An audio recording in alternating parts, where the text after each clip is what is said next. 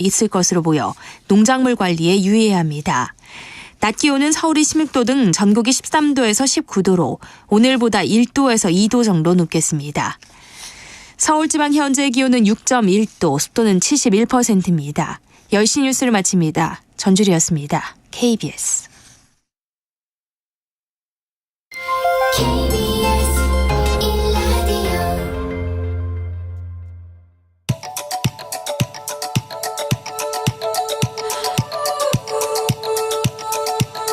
김성환의 시사야.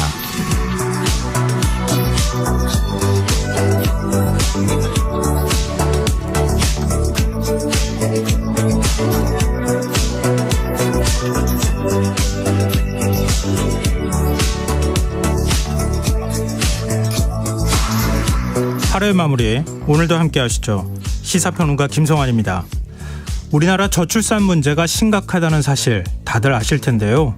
지난해 전국 최저 출산율을 기록한 서울시가 난임 지원 계획을 발표했다고 합니다. 미혼이라도 출산 의지가 있다면 난자 냉동비를 지원한다고 하는데요. 더 깊이 들여다보는 인터뷰 시간에 서울시 시민건강국 이미점 가족건강팀장과 자세한 이야기 나눠보겠습니다. 월요일은 책 읽는 시간, 실용서부터 경제, 경영, 그리고 인문학까지 실생활에 필요한 주경야독 코너도 마련되어 있으니까요. 많은 관심 부탁드리겠습니다.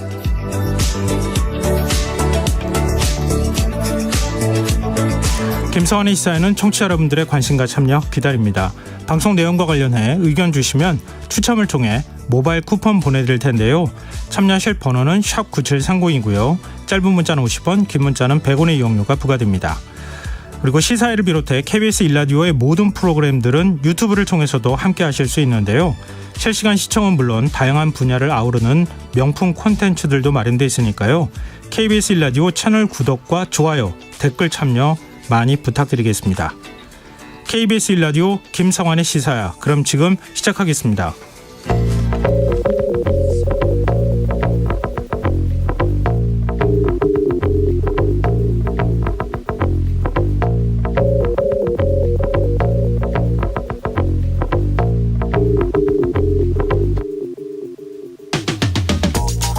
일본 정부가 내일 초등학교 교과서 검정 결과를 발표할 예정입니다.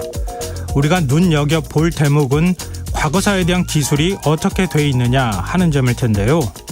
한일 외교 소식통에 따르면 일본 정부가 조선인 강제 동원에 대해 강제성이 없었다는 내용을 승인할 것이란 관측이 나오고 있습니다. 실제로 일본 정부는 지난해 3월 고등학교 역사 교과서에서 이미 강제 동원이란 표현을 대거 삭제한 바 있고요. 일본 외무상 역시 우리 정부가 강제동원 제3자 배상안을 내놓은 지 사흘 만에 강제동원이란 표현은 적절치 않다는 입장을 밝혀 논란이 인바가 있기 때문인데요.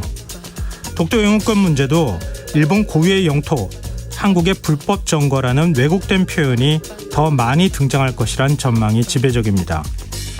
정부 관계자는 향후 대응을 묻는 취재기자들의 질문에 중대한 변화가 있다면 당연히 문제 제기를 해야 한다는 입장을 밝히면서도 일본이 지난 10년간 반복하고 있는 주장인 만큼 일희일비할 사안은 아니단 말을 덧붙였다고 하는데요. 청취자 여러분 생각은 어떠십니까? 윤덕민 주일 대사는 오늘 우리 정부가 한일관계 개선을 위해 전향적 태도를 보인 이후 일본의 우익도 달라지고 있다, 이런 진단을 내놨다고 하는데요. 우리 정부가 바라는 일본의 성의 있는 호응 조치는 언제쯤 나오는 걸까요? 적어도 일본 정부의 역사인식이 어떤지는 내일이면 어느 정도는 알 수 있겠죠?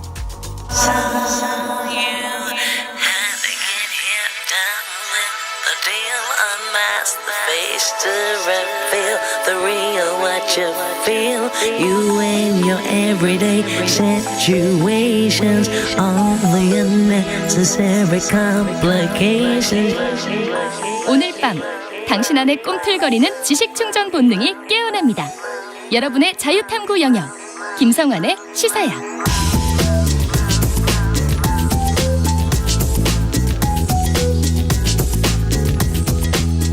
오늘 어쩌던 뉴스 꼼꼼히 정리해드리는 뉴스야 시간입니다. 김민아 시사평론가 나오셨습니다. 안녕하세요. 안녕하세요. 네, 오늘 국회 법사위에서는 검찰 수사권 축소 법안, 이른바 검수완박 법안이 유효하다, 이런 헌법재판소의 판단을 두고 여야 간 공방이 뜨거웠어요.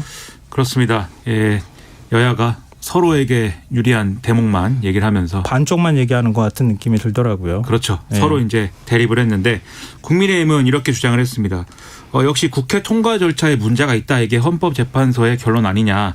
그러니까 민주당의 이러한 이제 법안을 만든 것 자체가 문제였다. 이렇게 이제 지적을 했고요. 또 헌법재판소가 결국 이 검찰 수사권 축소 법안의 이제 효력을 인정했다는 점에 대해서는 정치적으로 편향적인 어떤 결정이다라면서 원색적인 어떤 비판을 또 제기하는 모습도 보였습니다. 더불어민주당의 경우에는 이 검찰 수사권 축소 법안의 정당성이 헌법재판소의 결정으로 확인된 것이다. 이 점을 상당히 강조를 했고요. 네. 그렇기 때문에 이 법무부 장관이 주도를 해서 이 검찰 수사권 축소 법안에 대한 효력을 상당히 반감시키는 그러한 이제 시행령을 만든 거에 대해서 네. 이것을 철회해야 된다. 원상복구해라. 이렇게 주장을 했습니다. 그리고 결국 이 헌법재판소의 권한쟁의 심판을 하자고 한 거는 한동훈 법무부 장관인데 주장한 대로 결론이 안 나온 거 아니냐. 그러면 여기에 대해서 책임을 져야 되지 않느냐. 사퇴해라. 뭐 이런 사과해라. 그런 주장들도 나왔습니다. 근데 뭐 야당의 주장에 대해서 한동훈 법무부 장관은 한 걸음도 물러서지 않았어요. 그렇습니다. 그러니까 앞서 말씀드린 대로 시행령을 다시 원상복구 해놔라. 이렇게 더불어민주당이 주장을 했는데 네. 거기에 대해서 이렇게 답을 했습니다. 도대체 깡패, 마약, 무고, 위증 수사를 못하게 되돌려야 하는 이유를 오히려 나는 묻고 싶다.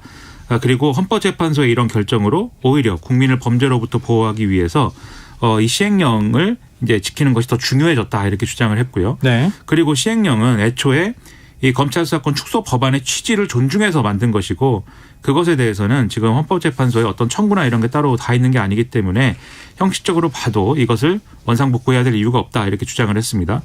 그리고 이제 어쨌든 헌법재판소가 법무부가 제기한 권한쟁의 심판의 경우에 청구인 자격에 대해서 이 자격이 안 된다라고 이제 봐서 각하 조치를 했는데 네. 그러면 사과해야 되는 거 아니냐 이런 질문에 대해서는 재판관 9명 중에 4명은 청구인 적격을 인정을 했다. 그리고 입법 과정에서 위장 탈당 같은 위헌 위법이 오히려 명확하게 드러난 그러한 결정이기 때문에 사과는 민주당이 해야 된다. 이렇게 역공을 펴기도 했습니다. 이거 어떻게 봐야 됩니까? 이른바 뭐 지금 검수완박법 취지를 존중해 시행령을 만들었다. 이것도 해석의 여지가 좀 있을 것 같고요. 그러니까 취지를 존중했다는 게 법의 내용의 취지를 존중한 게 아니죠. 그게 아니라 시행령이 이 법이 만들어졌다는 걸 전제로 한 시행령인 것이죠. 네. 그러니까 취지는 이 시행령의 취지는 법안의 내용을 거스르는 그러니까 모법을 무력화시키는 내용인데 형식은 이 검찰 수사권 이 축소 법안이 있기 때문에 그 시행령이 있는 거다. 그 주장을 지금 하고 있는 거거든요. 네. 근데 이제 내용과 형식의 문제를 섞어서 이제 답을 하고 있다라는 생각이 들고 그리고 또 이제 법무부 장관으로서는 어쨌든 정치인들이 정치적으로 이렇게 답을 하고 이런 거에 대해서 다 하나하나 이렇게 뭐 반격해야 될 이유도 없는 것인데 네. 예를 들면은 유리한 부분만 또 한동훈 장관도 얘기를 하면서 맞서지 않습니까? 그래서 재판관 9명 중 4명은 청구인 적격을 인정했다. 이런 식으로 답을 하는 것이 과연 헌법재판소의 결론을 존중하는 태도인 것이냐. 그런 점에 대해서도 의문이 제기될 수밖에 없어서 아마 이런 식의 논란은 계속될 것 같습니다.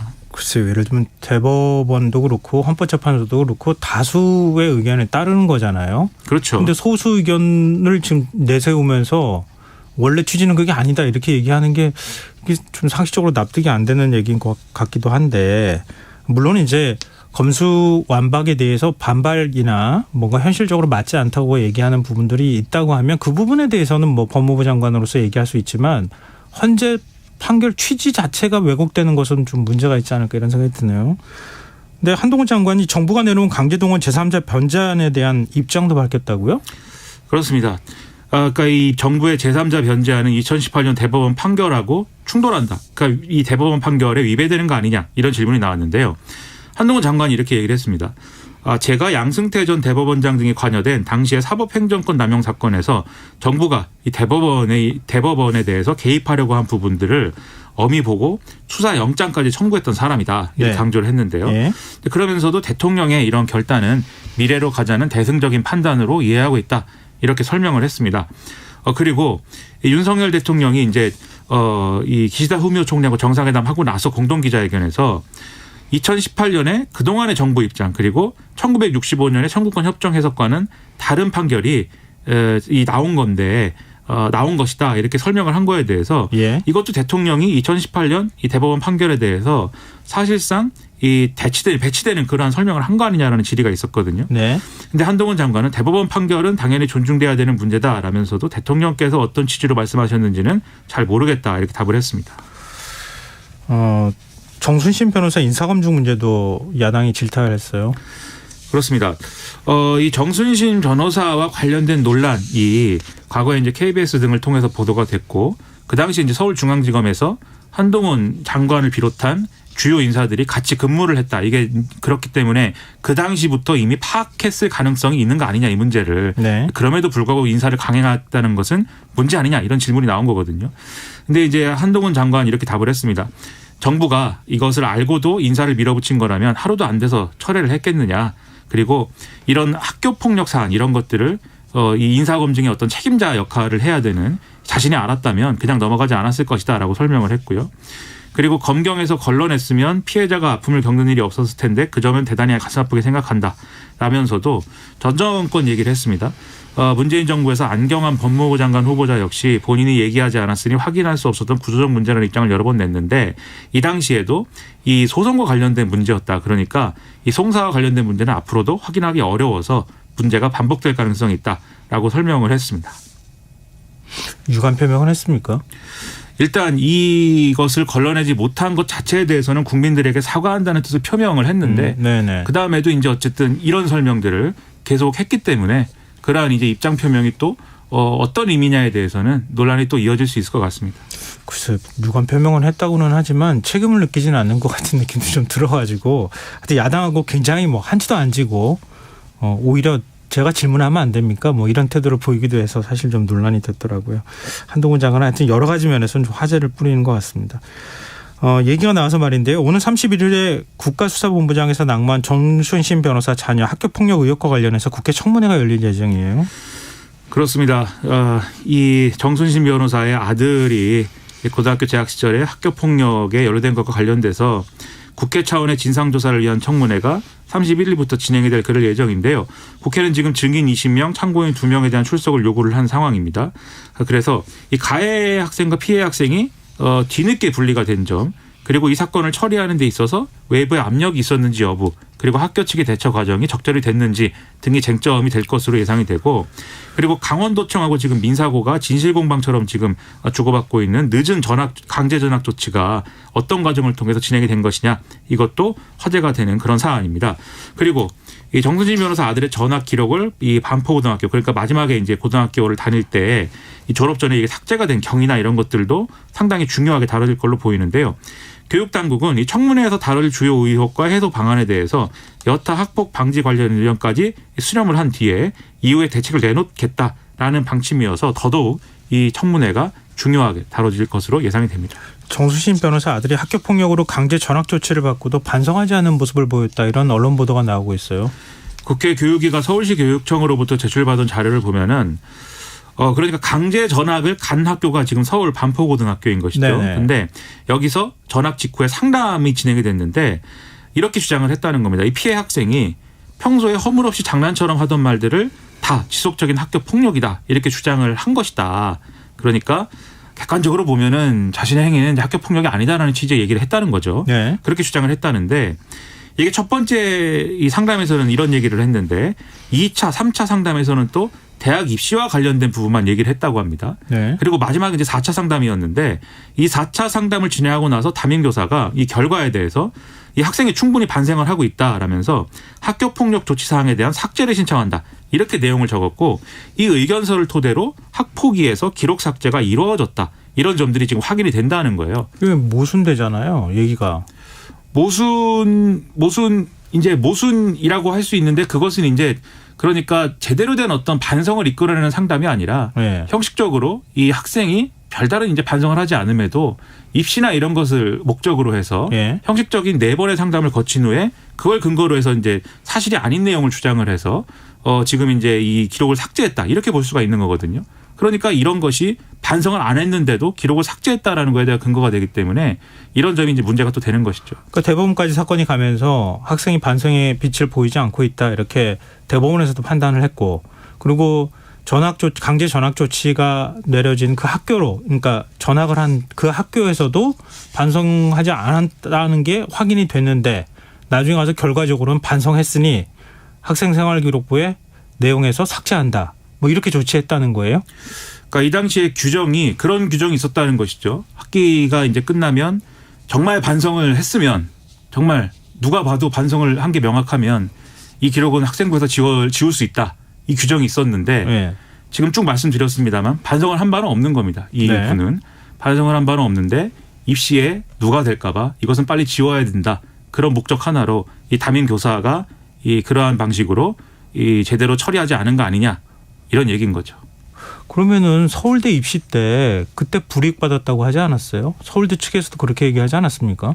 서울대 측에서는 이 사실이 학생부에서는 이제 삭제가 됐는데 네. 이런 학교 폭력 사실 등이 있는지를 서울대는 또 확인을 했다고 주장을 하고 있는데 그 뭘 확인은 근거로 확인을 합니까? 그걸 이제 청문회에서 뉴스를 보셔야 하지 않은데 그 청문회에서 당연히 그래서 이 문제가 거론될 수밖에 없는 것이고 그 서울대와 서울대가 확인을 했다면 어떤 부분에 어떤 점을 반영을 해서 점수를 깎았다는 건지 예. 그 입시가 그러면 어떻게 진행됐다는 건지 계속 논란이 될 수밖에 없는 것이죠. 도무지 이해가 잘 안 되네요. 정순신 변호사가 낭만 국가수사본부장 자리 경찰 내부에서 지금 아마 그 내정이 된 상태인 모양이죠. 임명을 한 겁니다. 임명을 한 대통령이. 겁니까? 그렇습니다. 네. 윤석열 대통령이 윤희근 경찰청장에게 추천받은 우종수 경기남부 경찰청장을 이 정권에서 제2대 국가수사본부장으로 임명을 한 거죠.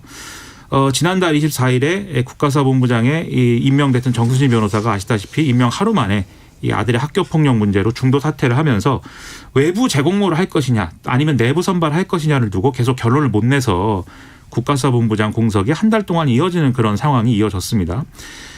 이 검사 출신 인사를 중용하는 이러한 어떤 정부의 인사 기조가 있기 때문에 아마도 또 외부 공모할 것이다. 이런 전망도 나왔지만 네. 그렇게 되면은 공모 절차에 상당한 시간이 소요가 돼서 거의 5월이나 돼야 그러면은 확정이 될 것이다. 이런 지적이 나온 것이거든요. 예. 그러다 보니까 불가피하게 경찰 내부 인사로 기울게 된 거 아니냐 이런 분석이 나오고 있는데요.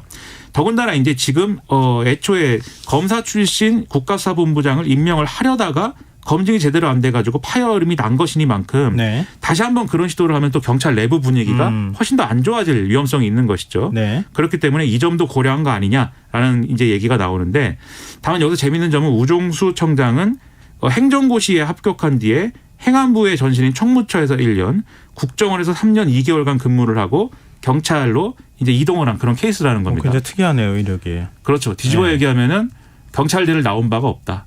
그래서 경찰대의 어떤 인사는 아닌 것이다. 역시 이 정부에서는 그런 점을 엿볼 수 있는 인사다. 이런 평가도 나오고 있습니다. 네. 뭐 일종의 이제 경찰대 출신을 기득권으로 규정하고 비경찰대 출신을 좀 우대하는 분위기잖아요. 그런 기류하고 무관치 않다. 그렇습니다. 매우 분명하게 그러한 인사 원칙을 거듭 확인하고 있는 것입니다. 네, 알겠습니다. 지금 여러분께서는 KBS 1라디오 김성환의 시사회와 함께하고 계십니다. 계속해서 뉴스야 이어가겠습니다. 북한이 동해상으로 단거리 탄도미사일 2발을 발사했어요. 그렇습니다. 오늘 아침에 이제 탄도미사일 2발 동해상으로 발사했다는 건데요. 합동참모본부가 밝힌 바를 보면은 황해북도 중화 일대에서 이 단거리 탄도미사일 2발을 쐈고 370km를 날아간 뒤에 동해상에 떨어진 것으로 탐지가 됐다. 이렇게 설명을 하고 있습니다. 북한이 탄도미사일을 쏜 거는 지난 19일 이후에 8일 만인 것인데 계속해서 이제 이러한 군사 도발의 행태를 이어가고 있죠. 지난 20일부터 23일까지 핵 어뢰 수중 폭발 시험을 했다 이렇게 주장을 했고 네. 또 22일에 순항 미사일을 발사하고 계속 이런 무력 시위를 이어가고 있는데 아마 이번에 이 미사일 발사한 것은 미국의 핵 추진 항공모함 니미츠함을 주축으로 한 미국 제11 항모 강습단이 전개한 것과 유관하다 이렇게 볼 수가 있을 것 같습니다. 실제로 미국의 이 항모 강습단은 우리 해군하고 제주 남방 공해에서 연합훈련을 진행을 했고요. 내일은 이 니미츠함이 부산 작전기지에 입항할 예정인데 이것에 대한 무력 시위를 벌이고 있는 건데 앞으로 이 일정 계속 이어지거든요. 그러면 도발을 또 할 것이다. 이렇게 볼 수가 있는 그런 상황으로 보입니다. 좀 우려되네요. 윤석열 대통령의 4월 방미를 앞두고 핵무장 얘기가 또 나옵니까? 그렇습니다. 핵무장 얘기인지 아니면 핵무장 같은 핵무장인지. 핵무장을 공유하는 개념인지. 그렇죠. 예. 핵무장이 아니지만 핵무장으로 생각하자는 것인지 뭐 여러모로 해석이 갈리는 부분이 있는데 일단 윤석열 대통령하고 조 바이든 미국 대통령이 정상회담에서 북한의 핵 위협에 대응하기 위해서 한국이 미국의 핵 기획과 계획 과정에 참여하는 범위를 확대하는 방안을 논의할 것으로 알려졌다. 이런 보도 내용입니다. 이 양국은 미국의 확장 억제 제공을 강화하기 위한 세부 실행 계획을 지금도 조율 중이고 4월 양국 정상회담을 거쳐서 상세한 협력 내용이 확정이 될 건데 이게 10월 달에 한미 안보협의 회의에 이제 한미 동맹 국방 비전의 형태로 발표가 될 것이다. 이런 얘기거든요. 네. 그래서 이게 상당히 주목을 받고 있는데 다만 지금 거론이 되는 대로 공동 핵기획과 계획에 절차적으로 한국이 참여하더라도 실질적으로 미국의 이 핵자산의 어떤 운용을 결정을 하는 데 있어서 한국의 의사가 결정적으로 작용하느냐. 이거는 기대하기 어렵다라는 게 관계자들의 분석입니다. 그럼에도 불구하고 어쨌든 우리 정부의 참여 범위가 확대가 되면 안보 분야의 안정성은 크게 제고될 것으로 기대가 된다라는 정부의 입장이 있다라는 건데요. 네. 여기에 대해서 이제 언론들이 보도를 하고 있는 거는 이런 움직임 때문에 그 미국의 이제 상원 뭐 이런 데서는 한국의 전략핵이나 전술핵이나 이런 것들을 반입하는 문제에 대해서도 한 번쯤 그럴 상황이 있을 수도 있으니 생각을 해보자라는 얘기도 있다. 뭐 이런 거를 같이 네. 보도를 하고 있는 그런 상황입니다. 왜냐하면 한국 정부가 너무 강경하다는 거예요. 그것이 이제 불안하다라는 게 미국 정가의 입장이라는 건데 네. 실제로 윤석열 대통령의 지난 1월 달에 발언 내용이 다시 한번 또 보도가 되면서 이것도 화제가 되고 있죠. 국방부 외교부 업무 보고 당시에 우리 과학기술로 앞으로 빠른 시일 내에도 이 자체핵을 보유할 수가 있고 일본은 6개월이면 된다고 하지 않느냐 이렇게 발언을 한 것이 다시 이제 거론이 돼서 이게 화제가 되고 있어서 아마 이런 것들이 한미 정상회담을 둘러싼 여러 가지 이제 정치적 국면에 아마 뭐 어떤 영향을 미치지 않을까 생각이 됩니다. 이 핵 공유 개념을 넘어서서 핵무기 한반도 전술 핵무기 배치까지 논의할 가능성이 있다. 굉장히 예의주시해봐야. 근데 그게 또 정권 차원에서 얘기한다기보다는 미국에 그런 얘기하는 어떤 의원도 있다 뭐 이런 얘기인데 아직까지는 그러나 뭐 어쨌든 여론이 움직이고 있다라는 취지가 전해지는 거는 주목해 볼 만한 대목이죠. 동북아 정세에 굉장히 큰 파장을 불러올 만한 내용이기 때문에 좀 지켜봐야 될 것 같네요. 자, 이제 정당 얘기 좀 해보죠. 국민의힘과 민주당이 오늘 주요 당직 인사를 발표했어요. 우선 여당 얘기부터 해볼까요? 그렇습니다. 일단 이 박수영 의원이 이 당 싱크탱크인 여의도연구원 신임 원장으로 임명이 됐습니다. 지난 대선에서 공약개발단의 경제공약단장을 맡았고 또 부산 선대위 기획전략본부장 등으로 활동을 했고 대통령 당선 이후에는 인수위 기획조정국가 인수위원으로 활약을 하고 당내 공보 모임인 국민공감 간사단으로 활동 중이기 때문에 친윤이다 이렇게 평가를 받는 그러한 인사 중에 한 명인 것이죠. 네. 그리고 지난 23일에 의원총회 추인을 거쳐서 임명된 박대출 정책위 의장도 임명장 받고 공식 업무에 들어간 상황인데요. 앞서 국민의힘은 뭐 사무총장 이철규 의원 그리고 전략기획부총장과 조직부총장에 박성민 의원, 배현진 의원 그리고 수석대변인에 유상범, 강민국 의원을 임명을 했는데 이 결국 전부 합쳐보면 다 친윤 일색 아니냐 이런 평가가 나오고 있습니다. 네. 여기에 대해서 김기현 대표는 오늘 우리 당에 친윤이 아닌 인사가 있는가라고 반문을 했는데 박수영 의원의 경우에는 라디오 인터뷰에서 이른바 반대파 이 천하 용인 예를 들면 천하람 이 당협위원장 같은 경우에는 중용할 수도 있다라고 얘기를 하면서도 과거에 대한 반성이 전제가 돼야 된다 이런 얘기를 해서 약간 모호한 이런 입장을 얘기하기도 했습니다. 네, 민주당에서도 당직 개편한 발표가 있었죠. 그렇습니다. 민주당의 경우에는 지금 이제 임선숙 최고위원이 사퇴를 했는데 네. 그 후임으로 지명직 최고위원 호남을 지역구로 한 송갑석 의원을 임명을 했고요. 예. 새 정책위 의장으로는 김민석 의원을 임명을 했습니다. 그리고 소위 말하는 이재명 대표의 측근그룹인 7인의 소속 의원들이 주요 당직에서 물러났고 그 당직에 소위 말하는 비명계 또는 이제 호남을 기반으로 한 이러한 의원들이 선임이 되면서 이게 상당히 화제인데요. 다만 핵심으로 여겨졌던 사무총장은 이제 개편 대상에서 제외가 돼서 조정식 사무총장직이 유지가 되고 대변인의 경우에는 수석 대변인직을 권칠승 의원이 맡도록 되고 기존의 김의겸, 이모경 의원하고 황명성 전 대변인은 대변인직에서 물러나게 됐습니다. 근데 국민의힘 김재현 최고위원 또 설화 휩싸였어요. 그렇습니다. 최고위원회 참석을 하지 않고 미국을 방문 중인데 네. 한인 보수단체 강연회에서 전광훈 사랑제일교회 목사에 대해서 우파 진영을 천하통일했다 이렇게 주장하는가 하면 방송과 언론이 좌파에 기울어져 있다. 그리고 윤석열 대통령에 대해서 대통령으로 뽑아줬지만 일을 너무 못해서 불만이다라고 하는 사람들에게 이 윤석열 대통령이 당선이 안 됐으면 이재명 대표 같은 사기꾼이 대통령이 됐을 텐데 그 밑에서 살고 싶느냐 이렇게 반문을 하면서 내가 얘기를 하고 있다. 그리고 이 모든 하여튼 방송에는 좌파 패널들과 사회자까지 합쳐서 4대1로 내가 싸우고 있는 그런 상황이다라고까지 얘기를 해서 이런 것들이 또 다른 파장을 일으키고 있습니다. 글쎄 이거 어떻게 봐야 될지 하여튼 논란이 있을 것 같습니다. 김재원 최고위원이 이런 거 담당인 것 같아요. 이런 분들 좀 극단적인 견해를 갖고 있는 네. 그러한 지지층에 뭔가 얘기를 하는 담당인 것인지 최고위까지 안 가고 어떻게 여기 일정에서 이런 말씀을 하는지 잘 어떻게 되는지 이해가 안 됩니다.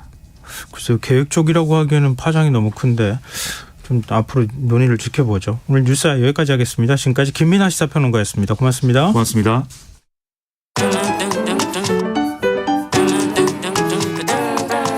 일일 시사권장량 채워가세요.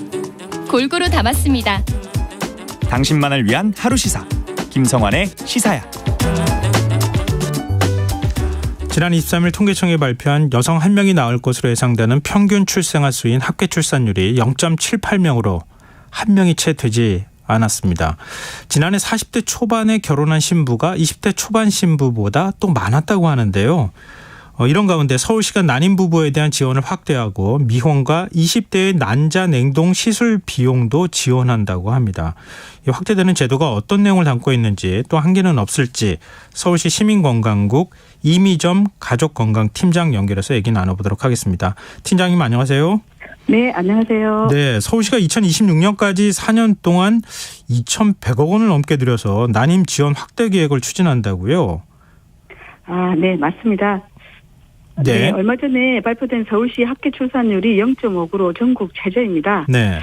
이에 따라서 초저출산 대응 정책으로 서울시가 아이를 낳고자 하는 의지를 가진 난임 부부에게 적극적인 지원을 하는 것이 비용 대비 효율이 가장 높은 가장 직접적인 저출산 지원책이라고 생각하고 예. 대폭적인 확대를 지원하게 되었습니다.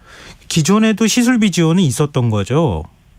네, 그동안은 이제 난임 시술 지원은 소득 기준에 제한을 두었지만 네. 이번 계획으로 소득 제한 없이 모든 난임 부부가 지원을 받을 수 있게 되었습니다. 아, 그러면은 대폭 그 대상이 늘어났다 이런 말씀이시네요. 네, 맞습니다. 난임 시술에는 어떤 종류가 있고 또 금액은 보통 얼마씩 지원을 해줍니까?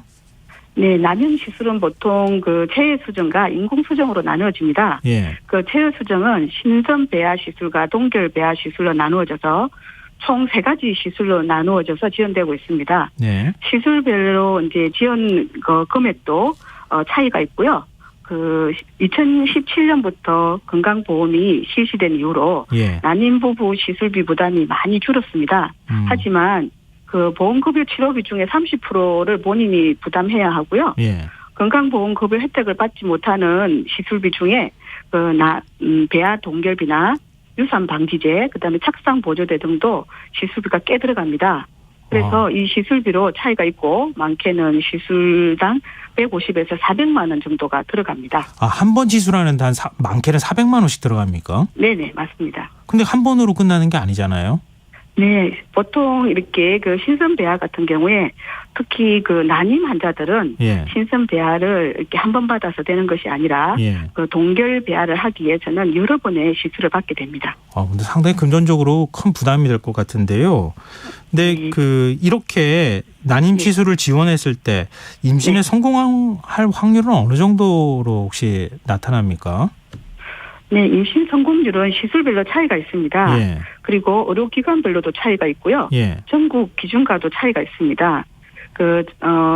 지난해에 그 난임 시술 지원을 받은 서울시 난임 부부 대상으로 시술비 청구한 의료기관 자료에 의하면 임신 성공률이 가장 높은 시술은 동결 배아 시술인데요. 네. 이 동결 배아 시술은 한 50.6%의 성공률을 보이고 있고요. 예. 신선 배아 시술은 약 18.2%, 그다음에 인공 수정은 14.8%의 성공률을 보이고 있습니다.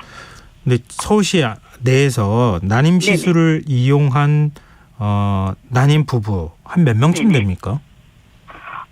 지금 서울시에서 그 난임 시술을 받은 숫자는 지금 2000년도에는 8,426명이었고요. 예. 2021년도에는 8,337명의 지원을 받았고, 예. 2022년도에는 8,747명의 지원을 받았는데요. 예. 지금 현재 이것은 지원을 받은 숫자이고요. 예. 그 의료보험으로 지원을 받지 못한 숫자까지 총 합해서 약 17,000명의 그 시술을 받았다고 보시면 됩니다. 이렇게 해서 지원을 했을 경우에 실제로 네네. 출생아 수가 늘어나는데 어느 정도 효과가 있다고 보세요? 서울시의 경우에 지난해에 난임 부부 시술비 지원을 받고 태어난 출생아 수가 총 4,253명입니다. 서울시 총 출생아 수가 예. 약 42,500명이거든요. 예.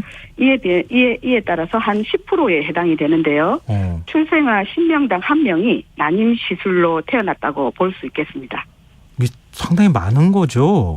네네, 많은 숫자에 해당됩니다. 아, 그렇군요. 네네. 근데 지금 그 기존 사업과 비교했을 때 이번에 이제 사업비도 늘리고 사업 대상도 더 늘리신 거잖아요. 그러면은 맞습니다. 신청자들이 어느 정도 더 많이 들어올 거로 예상하고 계세요?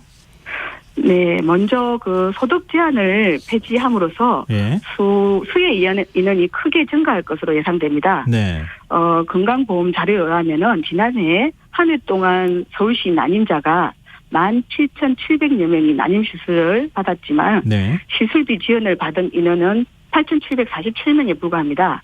그래서 소득 제한 기준이 폐지되면 예. 그동안 받지 못했던 난임 부부가 모두 추가적으로 수혜를 받을 것으로 예상이 되고요. 예. 그리고 또 한 가지 서울시에서 중요하게 생각한 것은 현재 보험급여 기준에 따라서 시술별로 지원 횟수가 제한되어 있습니다. 그 시술별 제한 횟수, 즉 칸막이가 있기 때문에 예. 이 칸막이를 없애면 난임 부부의 시술 종류에 선택권이 보장되어서 실질적인 도움이 클 것으로 예상됩니다. 그러니까 선택이 가능하다는 건가요? 그렇죠. 예를 들어 신선배아만 지속적으로 시술받는 난임 부부의 경우 9회를 초과하게 되면은 그동안은 지원을 받지 못했는데요. 네. 앞으로는 총 지원 횟수 내에서 얼마든지 지원이 가능합니다. 그렇군요. 근데 미혼이나 조기 폐경 가능성이 있는 20대 여성까지도 지원한다고 하는데 구체적으로 어떻게 지원을 해주는 겁니까? 지금 이 부분은 난자 동결을 말씀을 하시는 것 같은데요. 네네. 지금 여성은 그 태어날 때부터 그 난자를 가지고 태어나는데 예. 나이가 들수록 난소와 난자의 기능이 노화되어서 자연 임신 확률이 떨어지게 됩니다. 예. 여성의 난자의 경우는 특히 30세 이후가 되면 급격하게 기능이 떨어지는데 되도록 젊을 때 난자를 채취해서 그 나이의 난자를 냉동 보관하는 것을 난자 동결 시술이라고 합니다. 네. 이러한 방법으로 미래에 원하는 시기에 건강한 임신과 출산을 준비하는 것으로 이해될 수 있겠습니다. 그러면은 네. 조기 폐경 가능성을 입증해야 되는 겁니까? 만약에 지원받아야 된다 그러면은 아니면은 건강하더라도 내가 네. 난자 동결을 하고 싶어요라고 하면 다 지원해 주는 겁니까?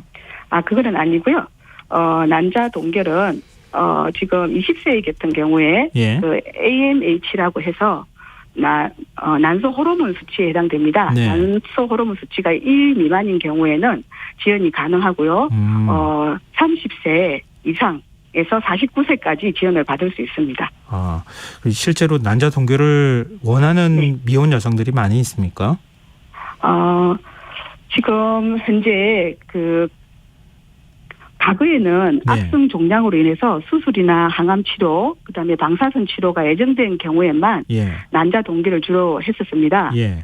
그런데 암 치료 전에 미리 난자를 동결 보존해서 가입력을 높이려고 하는 것이었죠. 그런데 요즘은 임신과 출산이 늦어집니다. 네. 주로 이제 빠르면 20대고 예. 시술자의 대부분이 30대 후반 여성이라고 합니다. 네. 요즘 많이 하고 있는 병원이 차병원인데요. 네. 차병원 제공 자료에 따르면은 지난해 시술 건수가 총 1,131건이었고요. 예. 그 중에서 35세에서 39세가 49%를 차지하고 있다고 합니다. 예. 요즘에 여자 연예인들이나 인플루언서들도 네네. 난자 동결을 많이 하고 그것을 방송에서 언급해서 대중적으로 알려져서 일반인들도 많이 하고 있다고 합니다. 아시다시피 대표적으로 사유리는 예. 난자 냉동과 비혼 출산으로 유명하고요. 네. 장도연, 안영미, 체리나, 이지혜, 맹세빈 이런 유명한 연예인들도 방송에서 난자 냉동 시술을 했다고 알려져 있습니다. 그건 자비를 내고 한 네네. 거잖아요. 네네, 맞습니다. 근데 만약에 조기 폐경 가능성이 있는 20대하고 또 30대 후반 뭐 지금 40대까지 그 여성들이 제일 네. 많다고 말씀하셨잖아요. 네네. 맞습니다. 이런 여성들이 난자 동결을 일단 원해요라고 했을 때는 네. 어느 정도 지원을 네. 받을 수 있습니까? 네. 일단은 지원을 받으려면 예. 그 서울시에 거주해야 되고요. 예. 30세에서 49세 여성이 지원을 받을 수가 있습니다. 30세에서 49세. 49세까지도 가능합니까? 네네. 49세 여성. 예. 네네. 근데 49세 그러니까 40대 후반도 지금 가능하다는 얘기 듣고 좀 놀라신 분들도 있을 것 같은데요. 왜냐하면 네네. 보통 40대 후반이면 자연 출산이 어렵다고 생각을 많이 하잖아요. 네네. 근데 그런 경우에도 미리 그 난자 동결을 했다가 임신을 원할 네네. 경우에 그 난자를 통해 가지고 수정하고 착상을 통해 가지고 임신할 수 있다 이런 의미입니까? 아니면은 네, 네, 맞습니다. 아 그렇군요. 네네. 그러니까 그 나이대 분들이 난자 동결을 하실 수 있는 건 아니잖아요. 일단은 그 나이대에 그 난자 채취가 예. 난자 채취를 해서 그 나이 때도 가능합니까? 네네. 난자 채취가 가능하죠. 그렇군요. 네네. 그리고 고령산모하고 다태아 가정에 대한 지원도 확대한다고 하는데요. 구체적으로 어떻게 확대를 하는 겁니까? 네. 그 의학적으로 35세 이상을 고령 산모로 보고 있습니다. 예. 그 고령 산모는 일반 산모에 비해서 기형아를 출산할 확률이 매우 높습니다. 네. 그래서 기형아 검사를 통해서 태아의 염색체 질환 위험을 예측할 수도 있고요. 예. 검사 결과 고위험군들을 확인할 수 있습니다. 네. 기형아 검사비가 보통 우리는 보험급여가 되지 않고 그 비급여 항목입니다. 네. 그 검사비가 약 50만 원에서 100만 원 정도, 100만 원까지 비용이 들어갑니다. 네. 노령 산모들이 그 경제적으로 검사 시기를 놓치지 않고 태아의 건강 보호를 위해서 노령 산모 검사비를 지원한다면은 좀 더 건강한 출산을 기대해 볼 수 있겠다고 생각합니다. 네. 그리고 그 다태아의 경우에는 예. 경제적인 부담을 동반하게 되는데요. 네. 그 다태아 자녀 보험 가입을 지원해서 그 질병과 상해 등의 보장을 통해서 다태아 가정의 양육비 부담을 덜어주고자 합니다. 네. 실제적으로 이런 고령 산모 검사비 지원이나 다태아 가정의 그 지원은 기존에 지원했던 것이 아니라 예. 그 서울시가 처음으로 추진하는 사업들입니다. 네. 지금 네. 청취자분들 가운데 신청합니다. 네네. 이렇게 또 문자를 보내주신 분도 계시는데요. 네네. 이 시범 사업은 언제부터 시작하고 또 어떻게 신청해야 지원을 받을 수 있는 겁니까? 네네. 이 모든 사업들은 이렇게 모든 준비를 끝내고 예. 내년부터 실시할 예정이고요. 네. 난자 냉동의 경우에는 시급한 분들이 많으셔서 예. 시행 일정을 올해 연말까지 좀 앞당기려고 노력하고 있습니다. 그 신청은 네. 그 고령 산모 검사비는 관할 보건소에서 신청할 수 있도록 방법을 검토하고 있고요. 예. 난자 냉동과 다태아 자녀 안심보험은 신청 접수 기간을 지금 현재는 검토 중에 있습니다. 네. 최종 정리가 되면 제도 시행 전에 다시 한번 방송으로 알려드리겠습니다. 네, 알겠습니다. 관심이 있으신 분들이 굉장히 많을 것 같으니까요. 네네. 마지막에 제도 시행하시기 전에 홍보를 좀 충분히 해주셨으면 좋겠습니다. 네, 알겠습니다. 네, 오늘 말씀 고맙습니다. 네, 감사합니다. 네, 지금까지 서울시청 시민건강국 이미점 가족건강팀장이었습니다.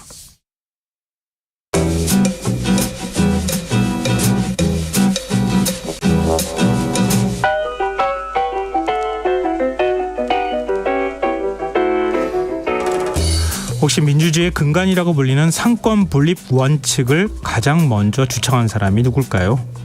실생활에 도움이 되는 책 함께 읽어보는 시간입니다. 듣고만 있어도 똑똑해지는 지식충전소 주경야독 성신여자대학교 겸임교수이자 북튜버 이시안 작가 나와 계십니다. 안녕하세요. 네, 안녕하세요. 네, 오늘은 주경야독 월간 코너 하는 날이잖아요. 네, 아무도 신경 쓰지 않지만 저 혼자 하는 특집 매월 말에 말씀이세요? 벽돌깨기 코너 그렇죠, 맞죠. 기다리시는 분들이 많은데. 기억하고 계시군요. 네. 네. 매월 말일에 계속가는 벽돌책 특집인데요. 네. 오늘 소개해드릴 책은 벽돌책 중에서도 고전과 결합하면 진짜 읽기 힘들잖아요. 네. 바로 그런 책입니다. 아마 중고등학교 때 수업 시간에 이 책의 제목을 들어보신 분은 많을 거예요. 몽테스키웨의 법의 정신입니다. 아니 학창 시절에 네. 이런 거 꼭 한번 읽어봐 이렇게 말로만 들었지 실제로 책을 만져보기도 쉽지 않은 책이 아닐까 맞습니다. 그런 생각이 들거든요. 네. 이게 어떤 책입니까? 예, 바로 이 책에서 우리가 이제 잘 아는 민주주의 하면 떠오르는 삼권분립이라는 말이 있잖아요. 이 네. 삼권분립에 대해서 언급하고 있는 책이고요. 그리고 이 책의 가장 중요한 논의 중에 하나가 법이 절대적이 아니라 사회나 환경, 시대에 따라서 상대적일 수 있다라는 것을 말한 책입니다. 네. 사실 나라의 법이 상대적일 수 있다라는 생각은요. 예. 왕이 다스리는 절대 왕정의 시대에는 조금 용납되기 힘든 생각이었어요. 그래서 이 왕이 다스리는 시대에는 이게 금서로 지정된 책입니다. 네. 지금은 뭐 금서로 지정하지 않아도 아무도 안 읽는 책이긴 하지만 이게 사실 금서로 지정해 버리니까 사람들이 예. 더 읽고 싶은가 봐요.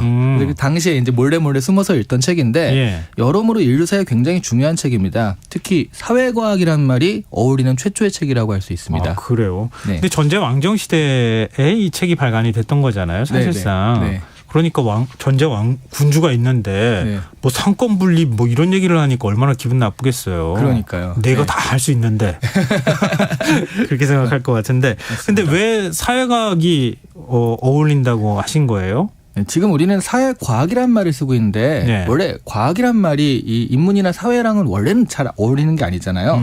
왜냐하면 과학은 통계가 있어야 되고 그렇죠. 균합법적으로 검증이 되어야 하는데 네. 사실 인문서나 사회서적들은 글쓴이의 생각을 쓰는 거라서 보니까 과학적 방법론을 적응하기가 쉽지가 않거든요. 네네. 근데 몽테스키에는 이 법의 정신을 쓸 때요. 법은 이래야 한다라고 자신의 생각을 그냥 이야기한 것이 아니라 네. 바로 이런 방법론을 적용한 겁니다. 고대 그리스의 도시국가부터 중국, 심지어 일본까지 여러 나라의 법들을 보고서 사례들을 바탕으로 균합법적으로 정리하여서 이 전술을 완성을 하거든요. 네. 그래서 사회과학이라는 말을 쓸 수 있는 거의 최초의 서적이라고 할 수 있고요. 사실 법이라는 필터를 빼고서 이 책을 읽으면 그래서 여러 나라의 여러 시대 얘기들을 수집하다 보니까 약간 인류학 책처럼 느껴지기도 해요. 사회적 배경과 시대적 배경들을 나열하고 그것들을 법이 구성되는 요소로 설명하기 때문인데요. 뭐 예를 들어서 풍토가 사회에 미치는 영향을 설명하고 그러니까 이런 법이 나타났다라는 식으로 설명하는 식으로 얘기를 하기 때문인 거죠. 네. 근데 그 몽테스키에가 살았던 시대는 우리가 이른바 계몽주의 시대라고 불렀던 그 무렵인 거죠. 네네. 그러니까 17세기 말부터 18세기 한 중반까지 네. 뭐 이렇게 보면 되는 거잖아요. 네네. 그러니까 그 시대에 이런 파격적인 생각을 했다는 거 이것만으로도 사실 놀라울 만해요. 맞습니다. 네. 이 몽테스키에는 여러 나라의 체계를 종합해 본 다음에 네. 정치 시스템을 보니까 결국 세 개 다 공화정, 군주정, 전제정 이런 식으로요. 네. 크게 나누고요. 각 형태에 따라서 특징들이 있다. 그러면서 이 특징들을 정리해 주거든요. 네. 사실 이 책의 풀네임이요. 법의 정신이 아니에요. 그래요? 네, 훨씬 깁니다. 이게 원래 풀네임은요. 법의 정신 또는 법이 각국의 정부 구성, 풍습, 기후, 상업 등의 구성과 맺는 관계에 관하여 논문 제목 같은데요. 책의 내용이 책 제목이라서 예. 이렇게 요즘은 그런 시대가 아닌 게 다행이죠. 책 하나 언급할 때마다 이렇게 길게 해야 되면 안 되니까. 세계 여러 나라의 사례들을 수집해서 저술을 완성하니까 자연스럽게 이 법의 정신이요. 상대적인 관점을 가지게 될 수밖에 없어요. 법이란 게 어느 시대, 어느 국가에나 동일하고 똑같이 적용되어야 한다는 관점을 벗어나서 각 국가의 처한 상황, 시대 상황 등에 따라서 다르게 적용된다. 이런 네. 관점을 가지게 되는데요. 이게 그 왕정 얘기도 하셨지만 네. 절대 왕정 시대 이런 건 말이 안 돼라고 하셨지만 한 단계 더 보면 그게 또 기독교의 시대잖아요. 그렇죠. 그래서 신이 다스리는 시대. 신이 다스리는 시대는 어느 시대 어느 장소에서나 동일한 원리가 적용돼야 되거든요. 그렇죠. 그런데 이게 지금 그렇지 않다라는 얘기니까 그래서 이 책은 무종교적이라는 비판을 받을 수밖에 없었고 사실은 그래요? 왕보다도 그런 신의 섭리에 조금 더 어울리지 않는다. 그런 것들 때문에 오히려 더 배척을 받았던 책이기도 하죠. 뭐 요즘에도 이제 법하면 절대 건드리면 안 되는 그렇죠. 뭐 그런 것들로 우리가 좀 인식하는 측면이 있는데요. 네네. 법이 상대적이라고 해석한 것. 이 어찌 보면 또 그것도 극단화되면 네. 내 마음대로 해석이 가능한 이런 상황이 될 수도 있는 거잖아요. 네, 그럴 수도 있는데 많은 분들이 잘못 생각하는 게 바로 네. 이런 점입니다. 법이 진리에 입각해 있다라고 생각하시는 건데요. 법은 절대적인 어떤 진리다 네. 이렇게 상정을 하고 얘기를 한다. 네, 법 이퀄 정의다 이렇게 생각을 하세요. 네. 예, 근데 예. 사실 법이 가능한 정의로운 곳은 좋은데 네. 법은 사실은 정의나 진리라기보단 규칙이거든요. 이게 서로 같이 방향성이 맞으면 좋지만 서로 어긋날 때는 네. 그러니까 정의가 먼저냐 규칙이 먼저냐라고 했을 땐 규칙이 먼저인 거예요. 예. 건널목에서 사람이 건너는 것, 여기서 건널목에서 사람이 건너야 돼 이러는 건 이거는 정의라고 할 수는 없잖아요. 아, 그렇죠. 그냥 그렇죠. 우리가 편의를 위한 규칙을 만든 것이니까요. 예, 법은 한 나라의 사회나 문화적 배경 등에 따라서 그래서 상대적일 수밖에 없는 거거든요.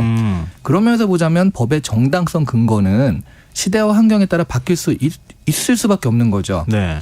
예를 들어서 뭐 우리나라에도 간통죄 같은 경우가 예전에는 형사처벌 대상이었잖아요. 그렇죠.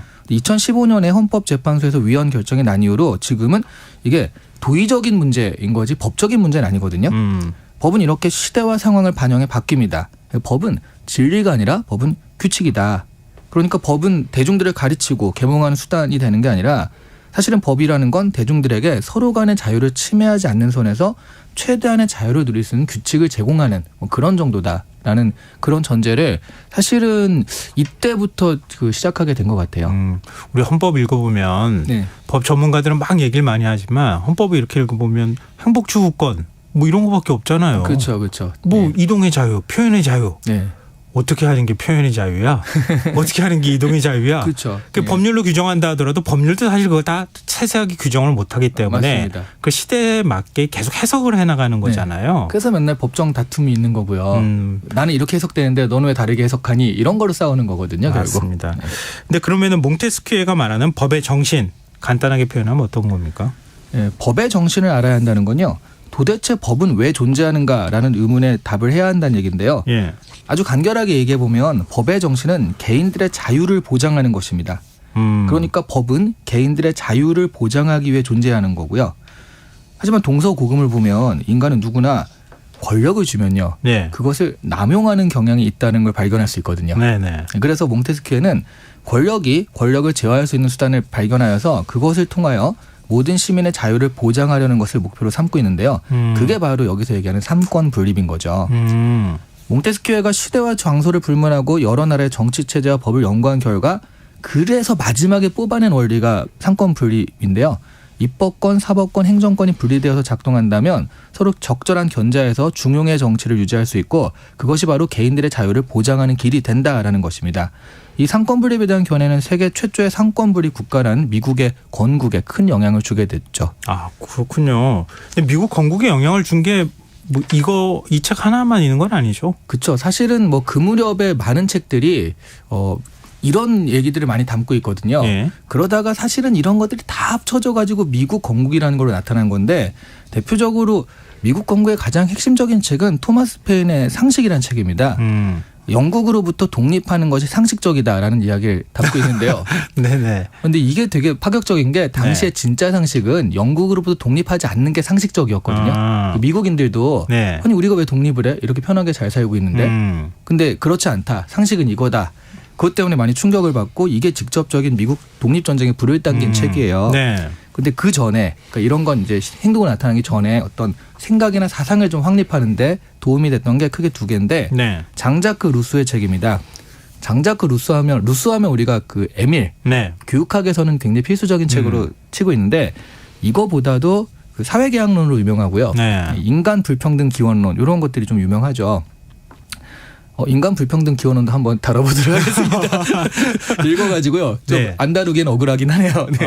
아니 지난주에 네. 책 소개해 주실 때 그랬잖아요. 네. 다 안 읽어도 괜찮다. 아 그렇죠, 그렇죠. 네, 일부분만 알아도 네. 얼마든지 얘기할 수 있다. 그렇죠. 책은. 네. 네. 네. 근데 인간 불평등 기원론 읽었어 하면은 뭔가 있어 보이잖아요.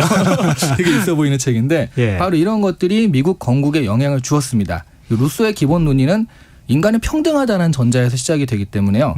근데 이게 지금은 너무 당연한 상식이지만 당시는 프랑스가 왕이 있고 귀족이 있는 사회잖아요. 그렇죠. 근데 인간은 누구나 평등해라고 하는 이 주장 자체가 굉장히 파격적이었던 거거든요. 네. 그리고 또 하나의 책이 바로 몽테스키우의 바로 이 책입니다. 마찬가지로 이것도 왕이나 뭐 그 신의 어떤 절대적인 권력을 인정하지 않는 거나 마찬가지거든요. 그러면서 그 삼권 분립에 대한 얘기를 할 수 있었는데 그 삼권 분립이 그 동안에는 왕도 있고 그 신도 있는 이 유럽에서는 할 수가 없는 거였어요. 그렇죠. 네. 네. 이미 있는 다 구조잖아요. 모든 권력은 다 왕한테 가 있으니까. 그렇죠. 네. 네. 그래서 새로 무언가 시작되는 나라 그게 이제 미국이었거든요. 아. 바로 이 미국에 이 실험을 해볼 수가 있었던 거죠. 그 민주주의를 발명한 곳은 그래서 유럽이라고 해요. 그렇죠. 그 루소라든가 이런 사람들이 다 그렇게 생각을 한 건데 실제로 그게 이론으로만 존재했는데 그것들을 실제 적용해보고 실험한 것이 바로 미국이라는 얘기죠. 그러면서 미국이 최초의 민주주의 국가가 됐다라고 얘기를 하는데 바로 이런 것들과 이론과 이런 실험이 적용됐기 때문에 나온 거라는 얘기예요. 그러니까 역사성은 유럽이 다 가져갔는데 네. 새로운 실험을 통해 가지고 민주주의가 확 꽃을 핀 건 미국에서 꽃 피우고 그렇죠. 네. 프랑스가 보니까 미국이 하네? 그래서 프랑스 혁명이 생기고 맞습니다. 뭐 이렇게 연결이 되는 거잖아요. 네. 충격을 엉뚱한 데서 받고 막 이러는 경향이 있는 것 같은데 네. 자, 주경야도 공식 질문이죠. 우리가 지금 이 책을 읽어야 하는 이유 뭘까요? 그 요즘 들어서 이제 법에 대해서 우리 그 대중들이 볼 때는요. 법 집행이나 적용이 과연 우리한테 맞느냐, 그 국민들의 생각, 상식에 맞느냐, 시대 정신에 어긋난 것들이 아니냐 이런 생각이 들 때가 좀 있잖아요. 네, 많죠, 사실은. 네, 사실 많죠. 네.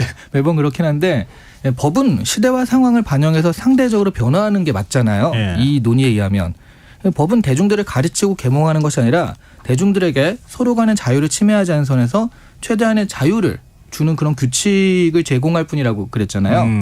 그러니까 시대정신이나 국민의 감정에 어긋난 판결이 계속 내려지고 그런 법이 계속 지속적으로 입법이 되고 있다라고 한다면 우리가 이 법의 근본적인 정신에 대해서 과연 이게 시대정신에 맞는 것인가를 다시 한번 돌아보아야 할 때가 아닌가 하는 생각이 들어요. 네네.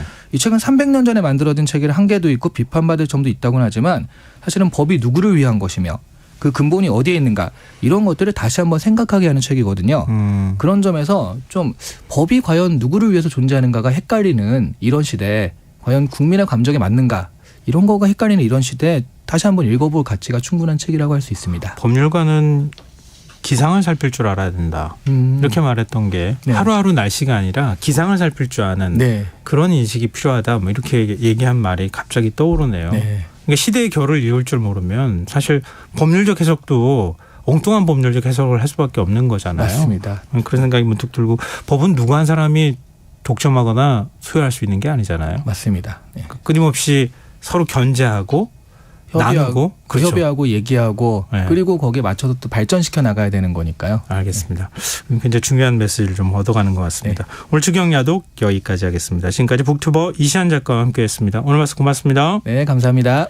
KBS 1라디오 김성환의 시사 1부 순서 여기서 마무리하겠습니다. 2부에서는 사건 사고 뉴스 등을 살펴보는 밤참 뉴스 세계 이면 순서로 찾아뵙겠습니다. 전 11시 정각 2부에 다시 오겠습니다.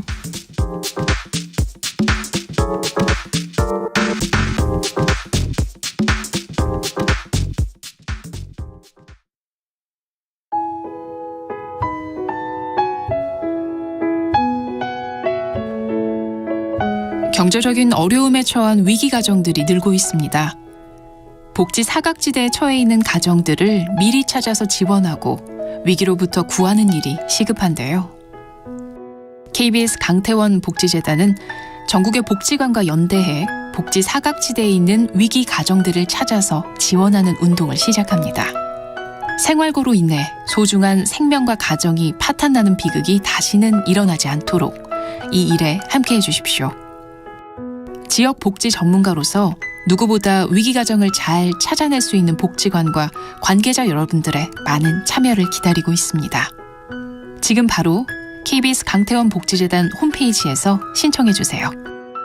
KBS 강태원 복지재단.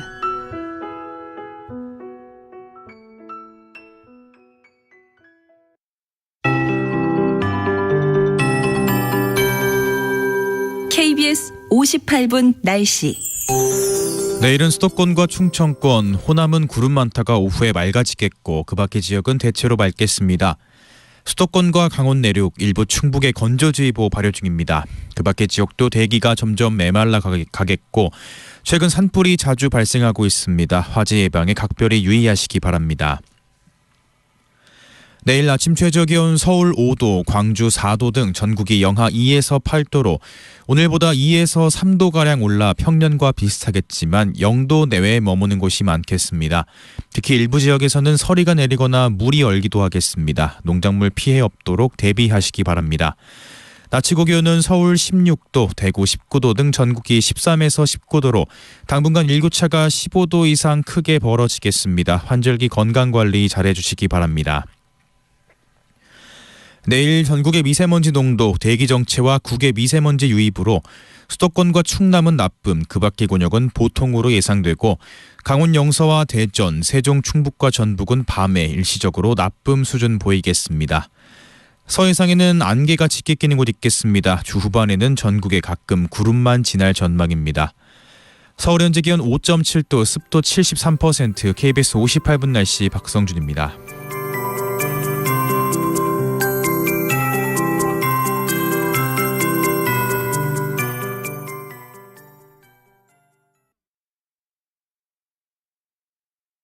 정성을 다하는 국민의 방송 KBS가 11시를 알려드립니다. AM 711kHz, FM 97.3MHz, KBS 1라디오입니다. HLKA.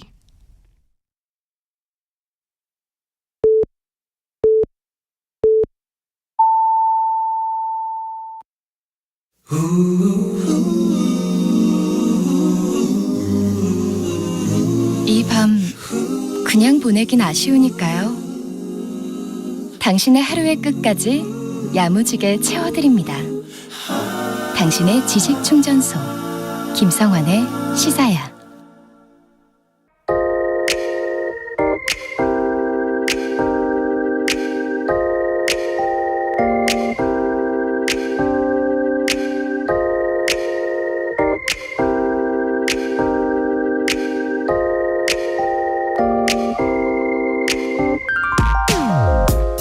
지난 주말 서울 광진구 어린이대공원 초식동물 방사장이 인파로 북적였다고 합니다. 서울 도심 탈주국의 주인공 얼룩말 세로를 보기 위해 한달음에 달려온 사람들이었는데요. 야생의 얼룩말이 서울 도심을 활보한 것도 모자라 부모 잃고 반항 시작했다더라. 캥거루와 싸우고 가출했다더라. 이런 탈주국 뒷이야기까지 알려졌으니 세로를 직접 보고 싶은 마음이 컸을 텐데요. 아쉽게도 세로는 내실에서 안정을 취하고 있다는 안내문만 확인하고 발길을 돌렸다고 합니다. 얼룩말이 도심 탈주국, 이 장면은 단순한 화제거리 이상의 화두를 던졌습니다. 하루 수십 킬로미터를 누비며 살아야 할 얼룩말을 좁은 동물원 우리에 가두는 것이 맞느냐, 동물원의 의미를 재정립해야 한다는 주장이 가장 대표적입니다. 서울대공원 돌고래를 제주 바다에 방사했던 것과 비교하면 충분히 제기될 수 있는 지적이겠죠. 하지만 동물원의 의미를 떠나 관련 소식 중 가장 제 눈길을 끌었던 것은 한 장의 사진과 함께 실린 신문 칼럼이었습니다. 슬픈 탈주국이란 제목이 붙은 이 칼럼은 세로의 탈주 장면을 찍은 한 장의 사진을 설명하면서 글을 시작했습니다. 반지하 가구가 밀집한 주택가에선 배달 노동자, 담벼락 옆 폐지 더미까지 분명 한국 대도시 모습인데 그곳에 얼룩말이라니. 사진을 보고 잠시 합성 사진인 줄 착각했을 정도로 이런 비현실적인 장면을 설명하며 칼럼은 아프리카 야생종이 마취총에 맞아 비틀대다 쓰러져 트럭 짐칸으로 옮겨지는 마지막 모습을 그 많은 수사 가운데 처연함을 느끼게 했다고 표현하고 있었습니다.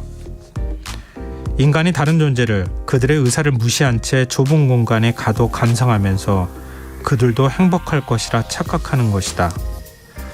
동물원의 본질적 의미를 짚은 뒤 칼럼이 마지막으로 남긴 이 한 문장이 왜 처연함을 느꼈다고 했는지 제 모든 의문을 해소해 주었습니다. 무엇보다 세로의 무해한 탈주국이 슬픈 것은 그게 비단 동물의 일로만 느껴지지 않기 때문이다. 동물원에서 탈주를 꿈꾼 세로는 어쩌면 갇힌 사회에서 벗어나고자 하는 우리의 또 다른 자아인지도 모르겠습니다. 지금까지 오늘의 발견이었습니다. 옷도 없이 걷고 싶어 아무 상관없이 시선 부끄러운지도 모르는 너 일대로 돌아가서 집 없이 살고 싶어 온 세계를 누비며 두 눈에 담은 것도 없이 방에 갇혀있기 싫어 얼룩말을 타고 달려 횡단보도 건너 hands up yeah yeah 하고 싶은 대로 yeah yeah 무릉덩어 위로 굴러 담벼락을 넘어 jump up yeah yeah 숨 쉬는 거 freedom 날 보는 거 freedom 날 사랑하는 거 free 알아가는 거 freedom 노래하는 거 freedom 춤추는 거 freedom 내 편이 드는 거 free I'm just so free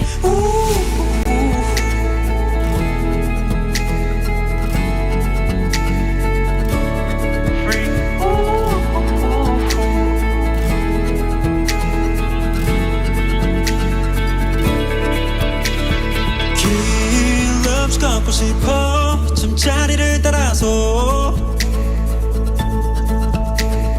나의 발자국이 그곳에 처음 찍히도록 돈 없애고 싶어 온 세상을 가지며 시대를 맞이하기 위해 두 손을 비우고 싶어 저질러 네가 타고난 걸 두피두피 벌려 hands up yeah 하고 싶은 대로 yeah yeah 꽉 막힌 친구들도 불러 빡빡 바람 좀 쉬어 yeah yeah 숨 쉬는 거 freedom 날 보는 거 freedom 날 사랑하는 거 free 알아가는 거 freedom 노래하는 거 freedom 춤추는 거 freedom 되는 거 free, I'm just so free.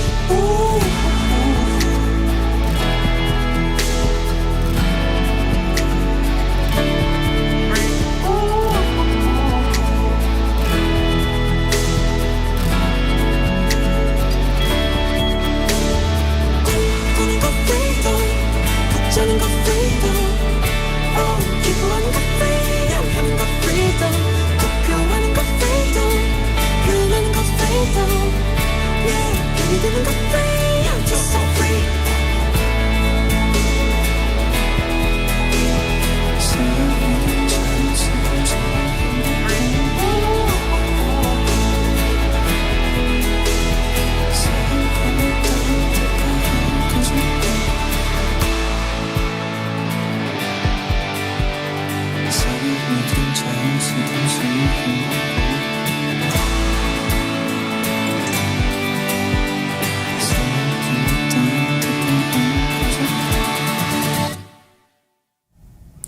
오늘의 발견에 이어서 악뮤의 프리덤 들으셨습니다. 김성환의 시사는 언제나 청취자 여러분의 관심과 참여 기다립니다. 오늘도 방송 내용과 관련한 청취자분들 의견 계속 들어오고 있는데요. 9909님, 지난달 30년 만에 같은 동물원을 다녀왔는데요. 옛날에 비해 활동성을 높여주려고 여러 장치도 해주고 공간도 넓어지기는 했지만 한편으로는 계속 불편하더군요. 이렇게 마음이 불편하다는 의미로 느껴지는데요. 불편하더라 이런 말씀 전해주셨고요. 9423님, 아이들을 둔 부모님들이 동물원을 많이 찾지만 동물원의 동물에게는 우리 인간이 못할 행동을 하고 있는 거죠. 즐거워하는 아이들과 감금된 동물들이 공존하는 동물원은 어쩌면 잔인한 공간인 것 같아요. 가상현실을 활용해서 어린이들이 동물과 만나게 하는 건 어떨까요? 이렇게 의견을 주셨습니다. 사실 동물원에 가면 아이들이 굉장히 좋아하니까요. 특히 어린 자녀를 둔 부모님들이 아이들과 함께 동물원을 가시는 경우가 굉장히 많은데요. 동물원을 어느 날 하루아침에 완전히 싹 없애기는 좀 쉽지는 않을 거예요. 동물원의 부정적인 역할도 있지만 또 종복원이나 이런 데 있어서 긍정적인 역할을 일부분 하는 것도 사실입니다. 부정할 수는 없는데요. 대다수의 동물들한테는 굉장히 불편한 생활을 이어갈 수밖에 없겠죠. 그런 부분들을 좀 설명을 해주시면 어떨까 싶고요. 동물원의 개념을 조금 더 우리도 이제 많이 바꿔가려고 노력은 하고 있다고 그래요. 조금씩 더 바꿔가야 되지 않을까. 자연 상태에서 좀 더 마음껏 뛰어놀 동물들은 좀 자연으로 돌려보내고, 그렇지 않고 좀 활동 반경이 좁은 이런 동물들은 또 어느 정도 종복원이나 이런 면에 있어서 필요한 역할들이 있다고 하면 좀 해나가는 그런 연구기관으로서의 역할들도 좀 바꿔나가면 어떨까, 그런 생각도 해봤습니다. 그리고 오늘의 발견에서 제가 말씀드렸던 것처럼 우리도 어딘가 갇혀있는 자연의 한 일부분이잖아요. 그러니까 우리 스스로도 그런 존재라고 좀 느껴보는 것도 어떨까 하는 생각, 그런 화두도 좀 던지고 싶었습니다. 청취자분들께 그런데 공감도 많이 해주시고 문자 좀 보내주고 계시네요. 네, 고맙습니다. 계속해서 문자 주십시오. 저희가 추첨해서 당첨된 분들께 모바일 쿠폰 선물로 드리겠습니다. 참여하신 문자 번호는 샵9730이고요. 짧은 문자는 50원, 긴 문자는 100원의 정보 이용료가 부과됩니다. 콩 게시판 KBS 1라디오 유튜브 채널을 통해서도 무료로 참여하실 수 있습니다. KBS 1라디오 김성원의 시사야와 함께하고 계신 지금 시각은 11시 9분입니다.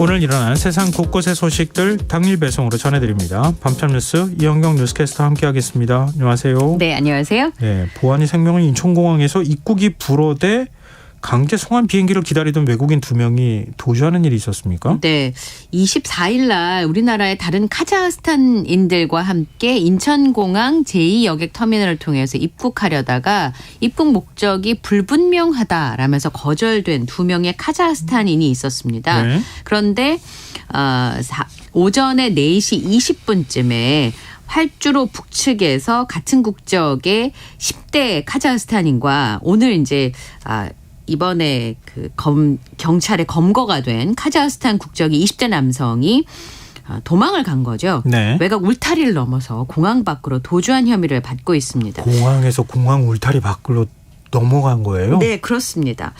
인근 편의점에서 20대 카자흐스탄 국적의 남성 1명을 검거를 했는데요. 어제 새벽에 이제 인천공항에서 도주한 2명 중에서 1명입니다.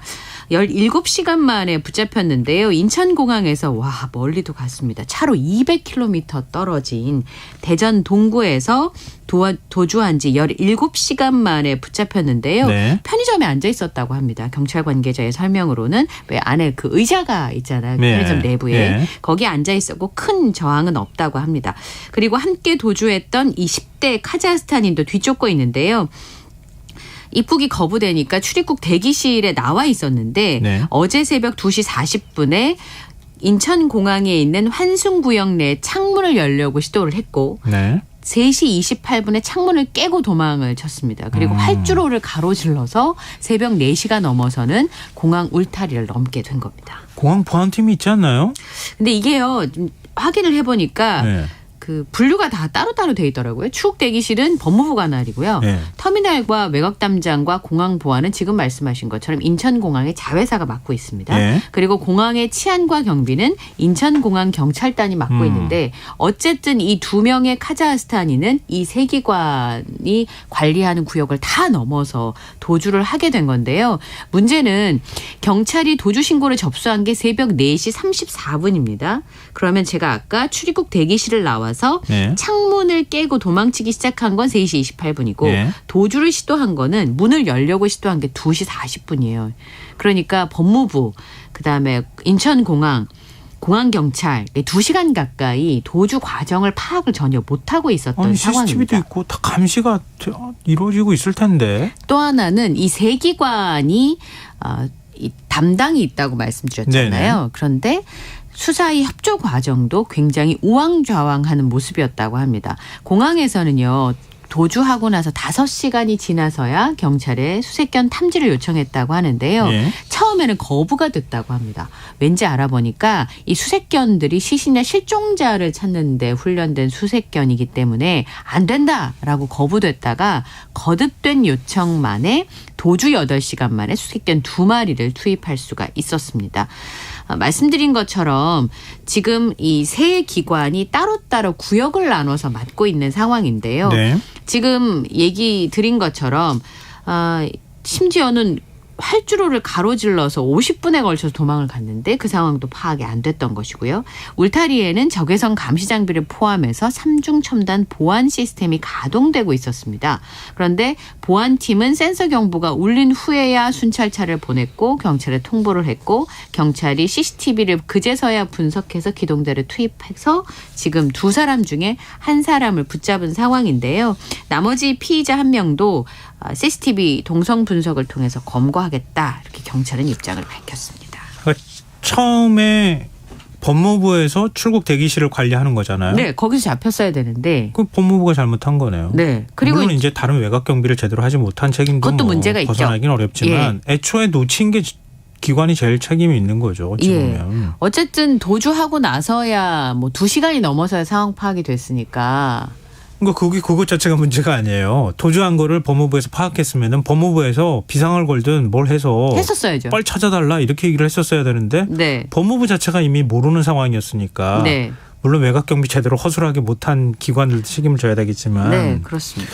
참 보안 관리 이거 허술한 거 아닙니까? 지난번에 뭐 실탄도 발견되고 그랬었잖아요. 네, 이게 좀 문제가 있는 것 같은데 2016년에도 중국인과 베트남인이 인천공항을 통해서 미입국하려는 사례가 있었잖아요. 아마 기억하실 거예요. 그리고 최근에 국적기 안에서 또 공항에 있는 쓰레기통 안에서 실탄이 여러 발 발견되기 때문에 이런 부분들은 사실 소비자나 국민들의 입장에서 굉장히 불안할 수 있는 상황이거든요. 네. 인천공항 보안이 잊을만 하면 도마 위에 오르고 있는 상황인데요.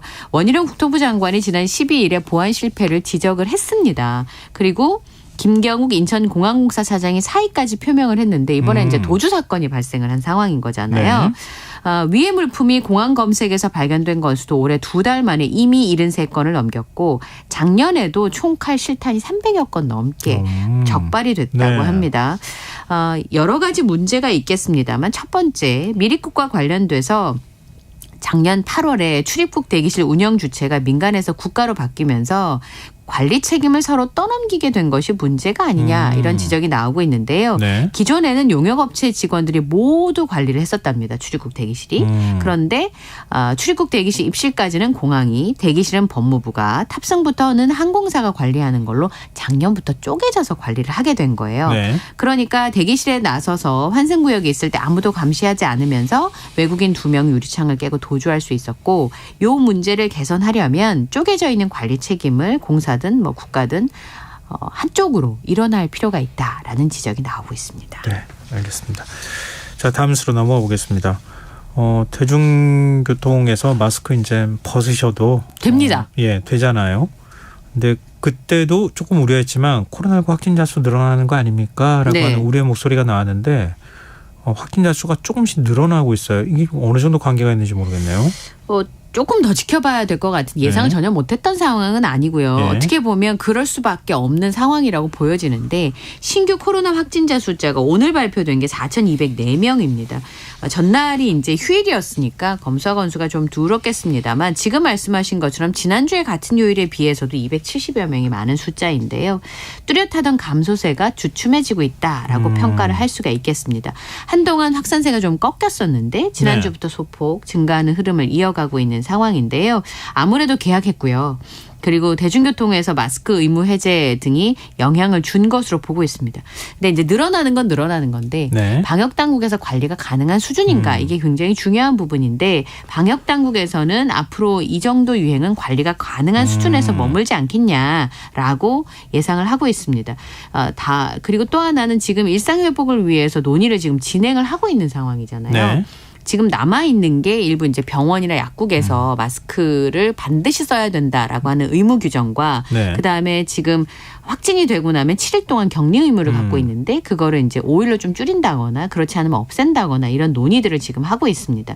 감염병 위기 대응 자문위원회에서는 이런 방향을 논의를 하고 있는데 우선 아직까지는 격리 의무를 해제하는 건 좀 부담스럽다라고 하는 전문가들의 반응이 있어요.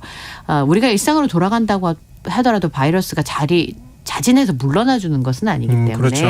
일주일 동안은 그렇게 하지 않으면 사실 작은 기업에서는 아픈데도 일을 해야 되는 상황을 만들 수도 있고 또 감염을 늘어나게 할 수 있는 부분들이 있기 때문에 3일에서 5일 정도 쉬어가지고는 안전성을 담보하지 못한다라고 하는 게 의사분들의 상황이거든요. 그래서 의무를 권고로 바꾸기만 하면 쉴 수 있는 권리를 주장할 수 없는 기업들도 있기 때문에 당분간은 지금 논의를 계속 거칠 것으로 보이고요.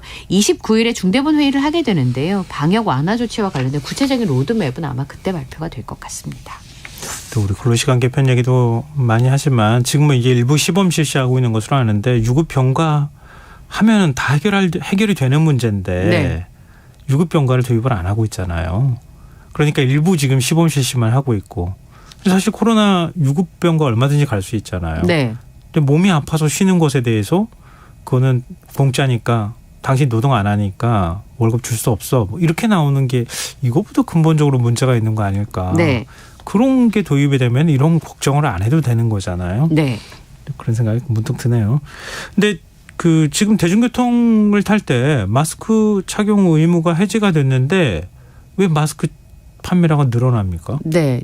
그 진행자님은 괜찮으세요? 전 요즘 눈이 좀 따갑기도 하고요. 가렵기도 해서 굉장히 황사나 이런 것 고통스럽거든요. 때문에요. 네, 제 주변에도 알러지 반응이 뭐 눈뿐만 아니라 비염 있으신 분들. 저도 살짝 있어요. 네, 그리고 네. 뭐 여기 알러지 나서 지금 다들 약 먹는다는 분 제 주변에 굉장히 많더라고요. 물론 제 주변 연령층이 좀 높아서 그럴 수도 있습니다만 말씀드린 것처럼 대중교통에서 마스크 착용 의무가 해제됐음에도 불구하고 실제로 지하철이나 대중교통을 타본 벗은 분들 한두 분 볼까 말까 그렇거든요.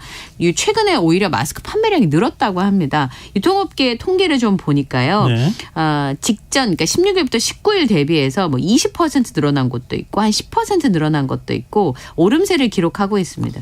유통업계 관계자 얘기를 들어보니까 미세먼지 농도가 높아진 게 이제 결정적인 영향을 준 것으로 보이고요.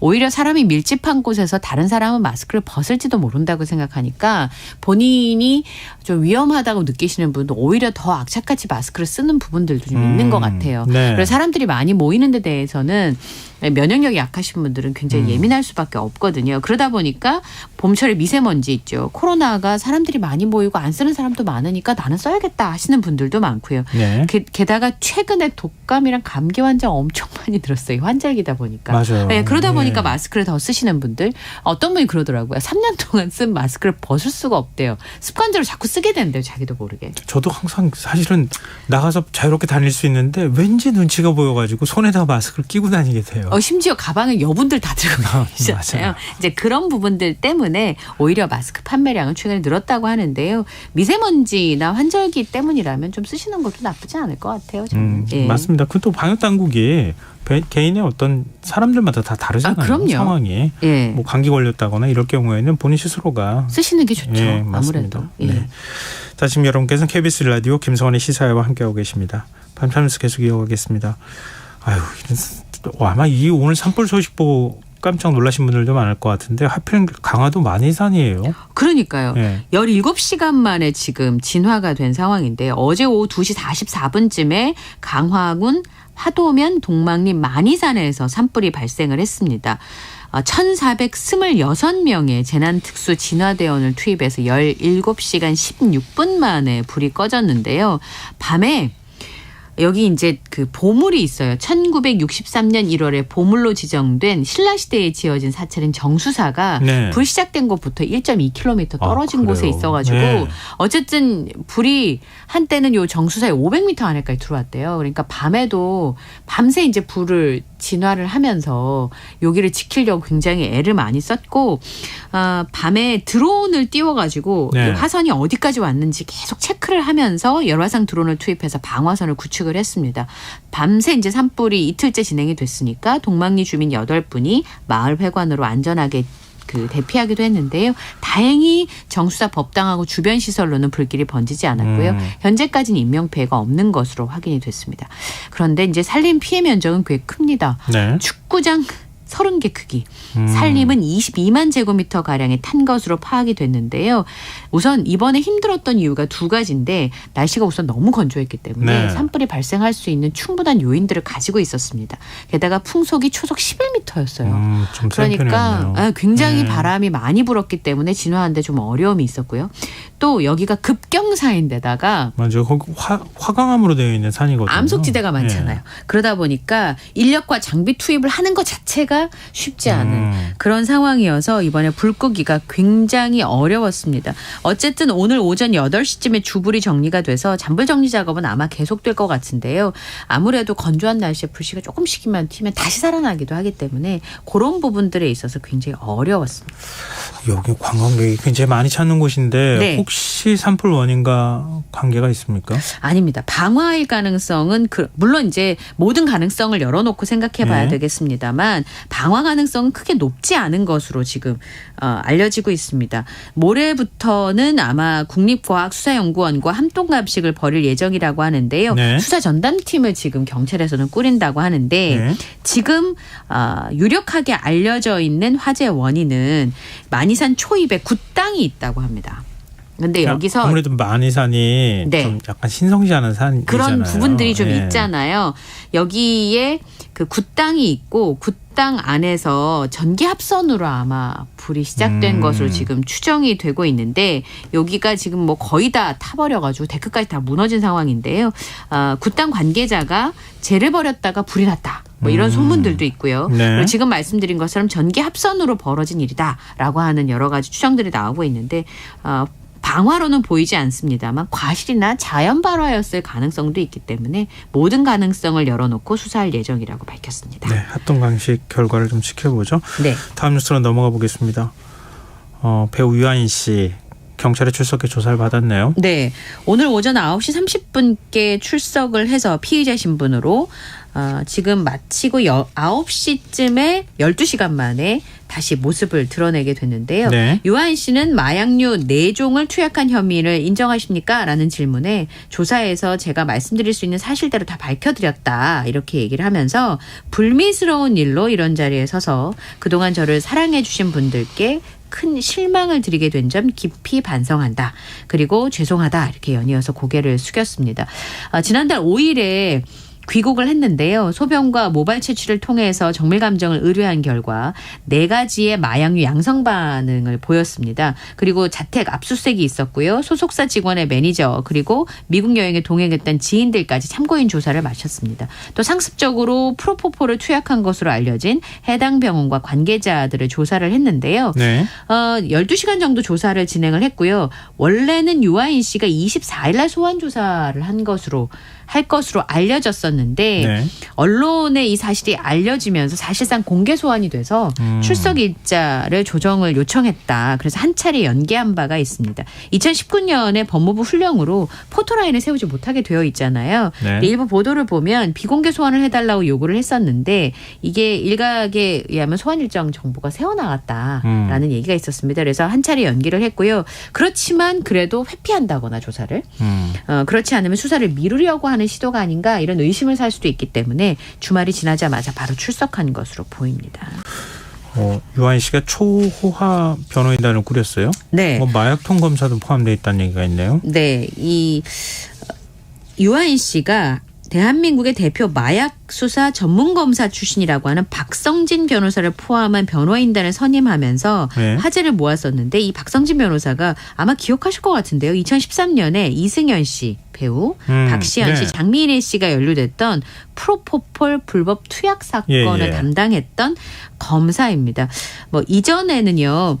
김호수 검찰총장이 물러나자 총장 직무대행으로 검사 조직을 이끌기도 했던 변호사였는데요. 연예계 프로포폴 불법 투약 사건 굉장히 컸었잖아요. 그 사건을 수사했던 검사였습니다. 그러다 보니까 마약 수사를 많이 해본 검사 출신이니까요. 사건 변론에 대해서 어떻게 변론하면 좋을지에 대해서는 훨씬 더 잘할 수밖에 없는 상황이고 함께 이름을 올렸던 안효정 변호사의 경우에도 이 대형 로펌에서 몸을 담았던 사람이고요. 차상우 변호사도 검사 출신인데 여기는 이제 그 마약 수사를 해본 여기도 이제 김앤장 출신인데 마약 수사를 해본 전관 변호사를 선임한다라고 하는 거는 아무래도 창고방패 싸움에서 유리한 측면들이 아마 있지 않을까 싶습니다. 나중에 이 검찰의 구형량이나 아니면 선고 형량을 좀 보면 알겠죠. 어느 영향을 미치는지. 네, 뭐 이전 사건에 비해서 중한범 처벌을 받지는 않을 것이라는 전망이 벌써 나오고 있습니다. 아 그래요? 네 종류의 마약을 했는데 초범이니까 뭐 이런 게 연결이 되는 건가요? 네, 이전에 이제 연예인 분들이 이런 사건과 연루됐을 때 처벌받은 수위를 보면. 우리가 예상하는 것보다는 약한 수위의 처벌이 나올 수도 있다라는 전망이 나오고 있는데요. 말씀하신 것처럼 이후에 이제 재판 과정을 좀 지켜봐야 될 것 같습니다. 그러면 이렇게 초호화 변호인단 꾸릴 필요 없죠. 애초에 그렇게 나올 것 같으면 그렇지 않을까요? 자, 마지막 뉴스로 가겠습니다. 경기도 안산시 한 빌라에서 불이 나 나이지리아 국적의 어린 네 남매가 숨지는 사고가 있었어요. 네, 아이가 안타깝더라고요. 5명인데 네. 막내딸만 부모님이 나이가 너무 어려서 네. 데리고 나오고 나머지 이제 자녀들을 구하지 못한 것으로 알려지고 있는데요. 불법 체류자들은 아니고요. 경기도 안산시 단원구의 다세대 주택에 살고 있었던 7명의 가족이 있었습니다. 나이지리아인 부모와 자녀가 5명이었는데 잠에서 이제 불이 나니까 허둥지둥 나오면서 부모와 2살 난 막내딸은 같이 몸을 피신할 수가 있었는데 11살, 4살 딸과 7살, 6살의 아들이 변을 피하지를 못했습니다. 이 불은 2층 집을 다 태우고 40분 만에 꺼졌었는데요. 아이 4명은 안방에서 숨진 채 발견이 됐습니다. 아빠가 거실에서 주무시고 어머니와 2살 여동생이 함께 거주하고 있었는데 안방에서 같이 자고 있었습니다만 출입문 쪽으로 부모님이 나오면서 다른 자녀를 구하러 들어갈 시간을 벌지를 못했습니다. 50대 아빠는 지금 발에 심한 화상을 입었고요. 30대 엄마도 막내 아이와 불을 피하는 과정에서 척추가 골절돼서 병원으로 옮겨져서 치료를 받고 있는 상황입니다. 막내는 이불에 싸서 탈출을 했지만 미처 대피시키지 못한 것으로 지금 경찰에서 보고 있는데요. 네. 밤화쯤에 범죄 혐의점은 없는 것으로 파악이 됐습니다. 근데 이 가족이 2년 전에도 화재 사고를 겪었어요. 우선 이 집이 너무 좁기는 하더라고요. 제가 보니까 연면적이 21제곱미터인데 7명이 살고 있었습니다. 대부분 이 가구에 사는 사람들, 이 건물 11가구가 살고 있는데 대부분 외국인이었고요. 이 큰 아들이 한국에서 이제 그 화상을 입었었어요. 예. 비즈니스 때문에 왔었는데 그 당시에도 1,500만 원의 화상을 입었는데 화상 치료비가 없어가지고 그때도 굉장히 애를 먹었던 것 같습니다. 근데 네. 우리나라의 한 기업에서 후원을 해주면서 이 치료비 1,500만 원을 해결할 수 있었는데 그때도 전기적인 요인으로 이제 그 화재가 났었는데 네. 큰아들이 그 당시 5살이었는데 목하고 이런 부위에 2도 화상을 입었었다고 합니다. 그리고 아빠는 15년 전에 한국에 들어와서 모국의 나이지리아와 이제 중고 물품을 무역 거래를 하는 분이었는데 네. 코로나 때문에 그게 다 어려워진 거예요. 그래서 상황이 굉장히 어려웠던 것으로 알고 있습니다. 그리고 이제 아이들이 정식 학교가 아니라 대안학교에서 공부를 하고 있었는데요. 이런 비극을 접한 많은 분들의 마음이 얼마나 무너질까 싶고요. 이 건물이요. 그 1993년에 준공 승인이 나가지고 네. 스프링클러 의무 설치 규정이 여기 없었습니다. 그래서 초기 불을 잡는 스프링클러가 없었다고 하네요. 예. 참 안타깝습니다. 네. 뭐 도움의 손길을 주실 분들 좀 많은 분들이 좀 있었으면 좋겠습니다. 네, 안산시에서는 임시 주거지 정도는 마련하도록 노력하겠다 이런 입장을 밝혔습니다. 네, 오늘 밤참스 여기까지 하겠습니다. 지금까지 이영경 뉴스캐스터와 함께했습니다. 고맙습니다. 감사합니다.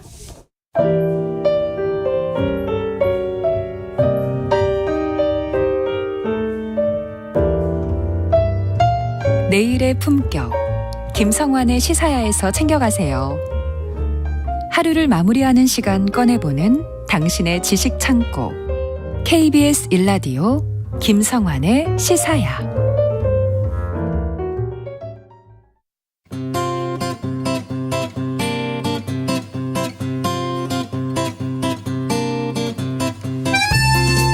지금 프랑스에선 연금개혁에 반대하는 시위가 점점 격화하고 있습니다. 프랑스 정부가 하원 표결 없이 연금개혁 법안을 강행하면서 평화적이었던 시위가 점점 폭력적인 양상으로 변하고 있기 때문인데요. 이 연금개혁 법안에 대체 어떤 내용이 담겼기에 국민들이 이렇게 반발하고 있는지 오늘 세계 이면에서 자세히 살펴보도록 하겠습니다. 왼신캐스터 전주현 씨 나와 계십니다. 안녕하세요. 네, 안녕하세요. 이게 사실 시위가 이루어지기 시작한 건 꽤 됐잖아요. 네, 올해 들어서부터 계속됐죠. 근데 점점 더 안 좋은 방향으로 흘러가고 있네요. 네.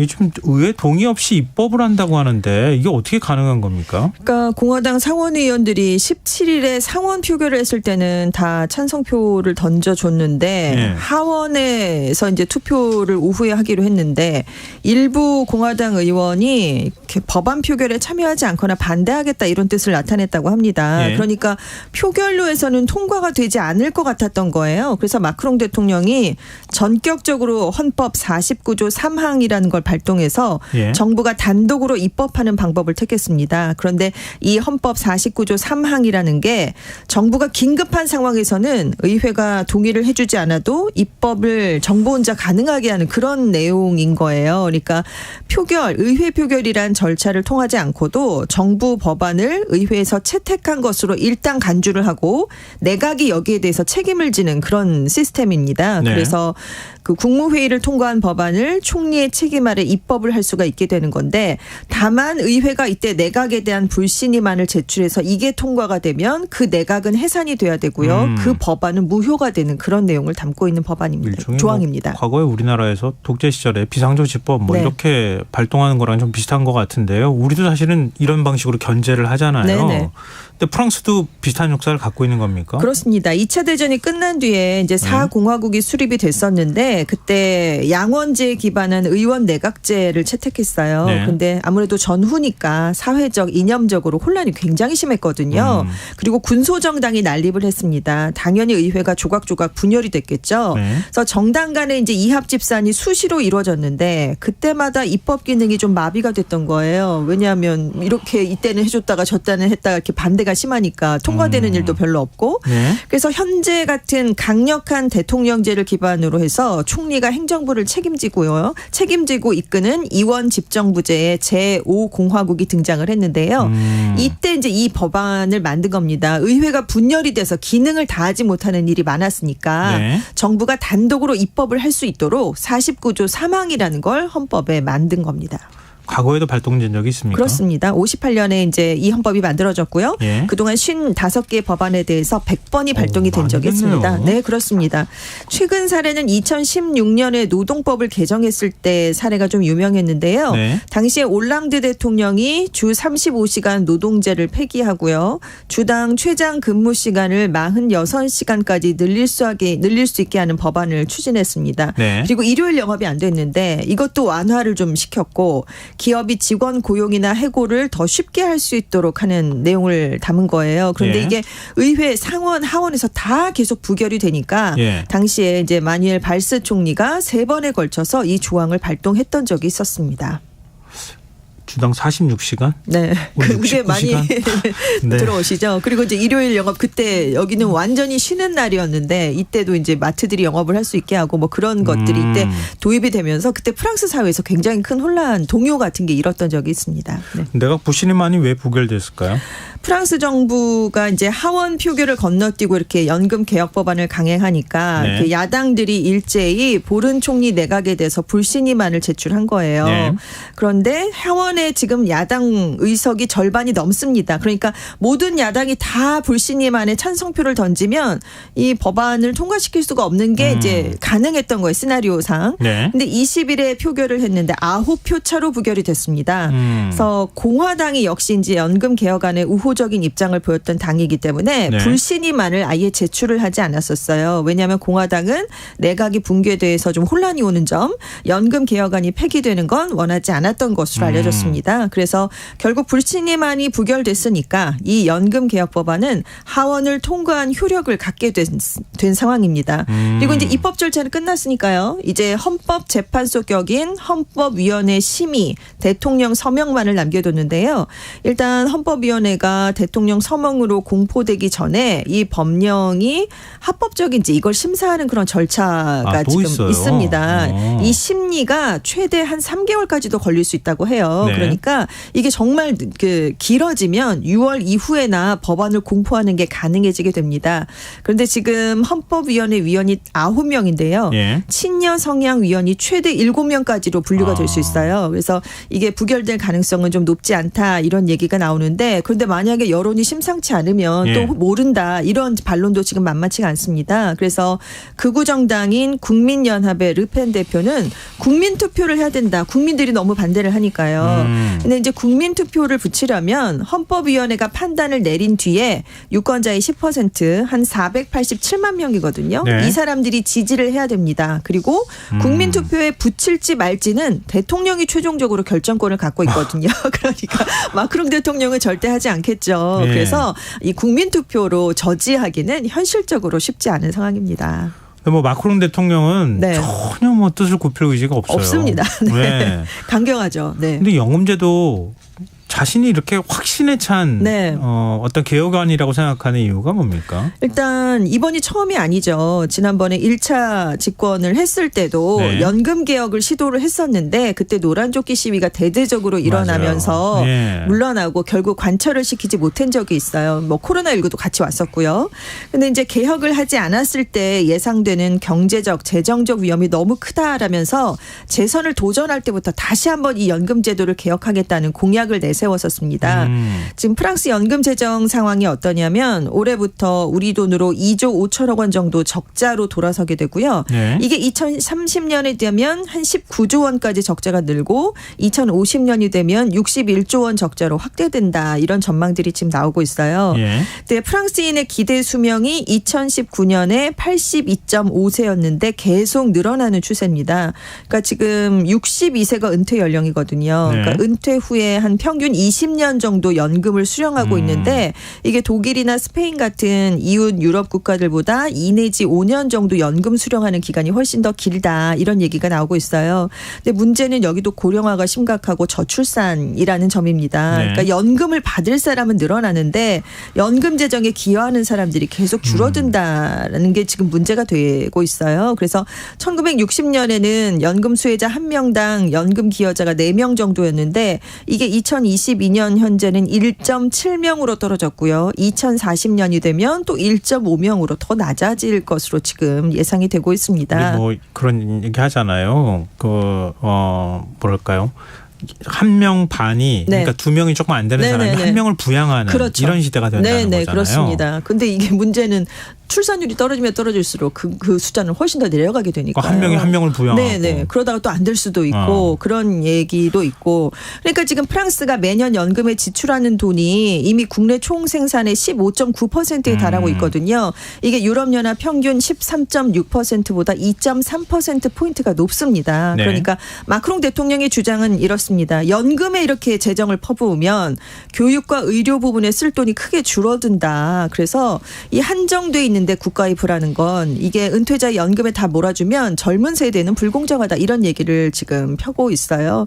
그리고 이제 의회 표결을 갔는데 패한다면 지금 의회를 패싱한 다음에 민주주의를 훼손했다라는 비난을 받고 있는데 그렇죠. 만약에 의회에서 표결에서 패하면 이거는 더 큰 타격을 입을 것이다라고 해서 지금 정치적 생명을 걸고라도 지금 이렇게 의회를 패싱했다. 이런 얘기가 나오고 있습니다. 근데 이게 정치적 후폭풍이 만만치 않을 것 같은데요. 그렇습니다. 당연히 그렇죠. 의회를 지금 제쳐두고 네. 단독으로 지금 법안을 강행한 거잖아요. 그래서 지지율을 봤더니 이제 의회를 패싱한 다음 이제 직후에 발표된 지지율이 28%로 나타났어요. 이게 노란조끼 시위 이후에 최저치였고 작년에 재선된 이후에 30% 아래로 떨어진 건 이번이 처음입니다. 예.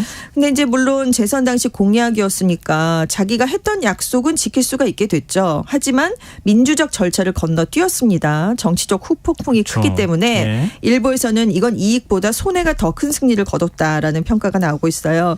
왜냐하면 일단 지금 아까 여소야대 하원 구도라고 말씀을 드렸잖아요. 야당이 지지를 해주지 않으면 입법을 하기가 어렵습니다. 이런 구도에서는요. 네. 그런데 지금 우파 공화당을 제외하고 다른 야당들과는 일제히 등을 돌리게 된 셈이 됐거든요. 그런데 지금 마크롱 대통령 임기는 앞으로 4년이나 남았습니다. 네. 근데 의회 동의가 필요한 정책이 앞으로 얼마나 많겠습니까? 근데 그때마다 정치적 비용을 상당하게 치러야 되고요. 의회에서 과반을 확보하려면 공화당과 손을 잡지 않을 수가 없기 때문에 네. 공화당에 대한 의존도가 또 높아지는 그런 부작용도 나오고 있습니다. 그리고 이번 일을 계기로 사회적인 혼란, 갈등이 폭발을 해버렸죠. 그래서 지금 마크롱 대통령이 이 문제도 지금 해결해야 될 과제가 지금 앞에 놓여져 있습니다. 반면에 역풍은 거센데 마크롱 대통령이 국가의 미래를 위한 결단을 내렸다라는 우호적인 평가도 적지 않은 그런 상황인데요. 그러니까 사실 이 연금 개혁이라는 게 이렇게 강행을 이렇게 해버리면 정치적으로 손실도 입을 수 있고 지지율 하락은 불보듯 뻔한 그런 사안이잖아요. 네. 그런데 이런 상황에서 연금 개혁을 강행한 용기와 진정성은 평가를 받아야 된다. 그리고 법안 강행 처리 같은 특단의 방법이 아니면 이 연금 재정 적자를 해소하기가 좀 쉽지 않았다. 뭐 이런 반론도 나오고 있습니다. 프랑스에서 연금 개혁하는 게 이번이 처음은 아닌 거죠? 아닙니다. 30년 내내 계속 이루어졌는데요. 지금 70년대까지 프랑스의 법정 은퇴 연령이 65세였어요. 그런데 82년에 미테랑 대통령이 좌파 당들과 연합을 해서 이걸 60세로 5년 앞당겼습니다. 연금 액수도 2~3배 올려줬고요. 네. 근데 이제 그동안 계속 우파들은 이게 은퇴가 이렇게 빨라지면 노동 인구가 부족해진다. 프랑스의 국가 경쟁력은 떨어질 수 있다라면서 계속해서 문제를 제기했었고요.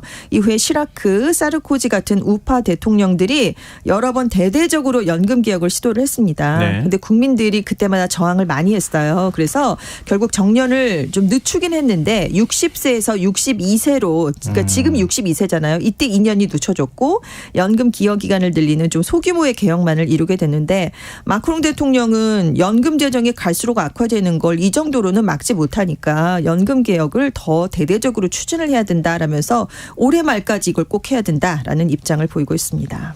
그러면은 마크롱 대통령이 이렇게 확신에 차서 밀어붙이고 있는 연금 개혁안, 네. 또 상당수 시민들이 반발하고 있는 연금 개혁안, 네. 어떤 내용을 담고 있습니까? 핵심을 그냥 하나로 정리를 해보면 더 내고 더 늦게 받는다라는 건데요. 지금은 정년 그리고 연금을 받기 시작하는 연령이 62세입니다. 근데 올해 9월부터 매년 3개월씩 늘린다는 거예요. 그래서 2030년까지 64세로 늦추겠다라는 얘기고요. 그리고 연금을 전액 수령하기 위해서 납입해야 되는 기간이 지금 42년인데 2035년부터 43년으로 1년 늘리겠다라고 2014년에 합의를 했던 적이 있습니다. 네. 그런데 이번 개혁안은 그건 너무 늦다. 2027년으로 8년을 앞당겨야 된다라는 그런 내용이 담겼습니다. 대신에 연금 수령액의 상한선을 최저임금의 75%에서 85%로 올려주기로 했어요. 네. 우리 돈으로 142만 원 정도였는데 168만 원 정도로 올려준다는 거고요. 육아휴직 기간도 최저연금 산정에 포함을 시켰고 출산과 입양을 해서 아이가 있는 여성 노동자에게는 연금의 최대 5%를 보너스로 지급하는 조항을 추가했습니다. 그러니까 여성 근로자의 경력 단절을 좀 보완해 주겠다 이런 내용도 담긴 거고요. 네. 그리고 일부 공공부문의 신입 직원들은 조기 퇴직을 허용하는 그동안의 특별 혜택은 받지 못하게 됩니다. 워낙은 다 특별 혜택을 다 없애려고 했는데 네. 반발이 너무 크니까 그럼 기존에 했던 사람들은 인정을 해 주되 신입사원들부터는 안 된다. 그런 얘기죠. 네. 그래서 16세 이전에 일을 시작한 사람은 58세, 18세 이전이면 60세에 조기 퇴직할 수 있는 조항을 이제 그래도 이제 우파 공화당이 계속해서 요구를 하니까 법안을 통과시키기 위해서 조금 양보를 한 그런 조항도 들어갔고요. 지금 아무튼 이 마크롱 대통령은 개혁안이 실시되면 그 우리 돈으로 한 25조 원의 흑자로 돌아설 수 있다 이런 얘기를 내놓고 있습니다. 우리나라도 뭐 특수연금 얘기가 나오지만 네네. 좀 프랑스 재정 적자 원인도 네. 특수연금을 자꾸 거론하고 있어요. 그렇습니다. 직군이 굉장히 다양하게 지금 이렇게 적용이 되고 네. 있는데요. 42개 직군 종사자들이 대상입니다. 뭐 공공기관, 직원, 변호사, 보건의료 종사자 이렇게 굉장히 많은데요. 수령액이 일반 근로자의 1.5배에서 2배 수준이에요. 그리고 비중이 전체 연금 수급자 1,700만 명 중에 400만 명에 달하고 있습니다. 그래서 마크롱 정부가 1차 집권 시기에 이 특수연금을 다 폐지하려고 했어요. 그런데 공기업하고 공공기관 노조가 강하게 반대를 했습니다. 네. 그러면서 후퇴를 했고요. 다시 이제 연금 개혁 시도를 이번에 하면서 타협안을 내놨는데 말씀드린 것처럼 기존의 가입자들은 계속 혜택을 받되 신규 고용자들은 특수연금이 안 된다. 이런 안을 내놨습니다. 또 어디서 들어본 얘기 같은데 이렇게 생각하시는 분들이 많을 거예요. 네. 국내에서도 이제 연금 개혁안이 계속 나오고 그렇죠. 있으니까요. 근데 반대하는 사람들의 주장도 좀 들어볼까요? 네, 노조의 이제 입장인데요. 정부가 지금 위기를 과장하고 있다라는 주장입니다. 네. 아직은 연금 재정이 심각한 상태가 아닌데 정부가 위험을 부풀리고 있다 이렇게 얘기를 하고 있는데요. 그래서 노조는 많은 서민들이 피해를 보는 게 정년 연장이니까 이거 대신 부유층에게 세금을 더 걷어라. 부유층의 연금을 줄여라. 이렇게 얘기를 하고 있습니다. 네. 지금 온건 중도파를 포함해서 대부분의 노조가 시위와 파업에 참여를 하고 있는데요. 직종도 굉장히 다양합니다. 그래서 노조의 주장은 이런 개혁안은 노동시장에 조기에 진입했던 저임금 육체 노동자들에게 가장 불리할 것이다. 이렇게 얘기를 하고 있어요.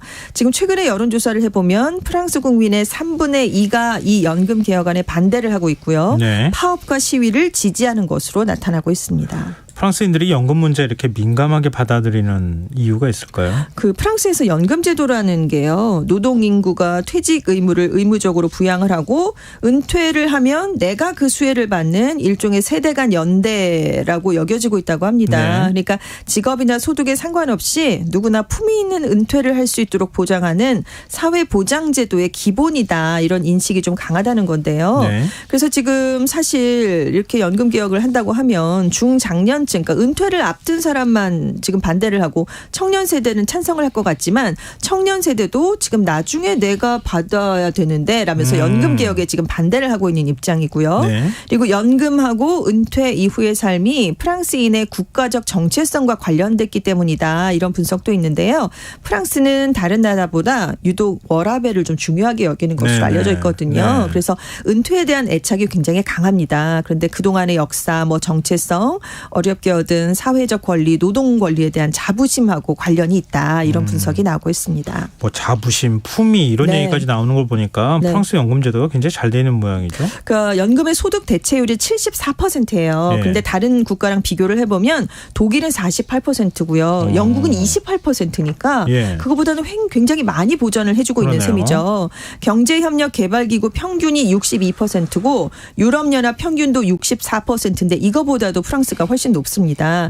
그래서 프랑스는 퇴직자의 4.4%만 빈곤선 아래 생활을 하고 있어요. 이게 OECD 38개 회원국 중에서 가장 낮은 수준입니다. 그래서 프랑스인은 지금 평균적으로 인생의 25% 이상인 22년에서 26년 정도를 은퇴한 상태에서 생활하고 있는 것으로 나타나고 있습니다.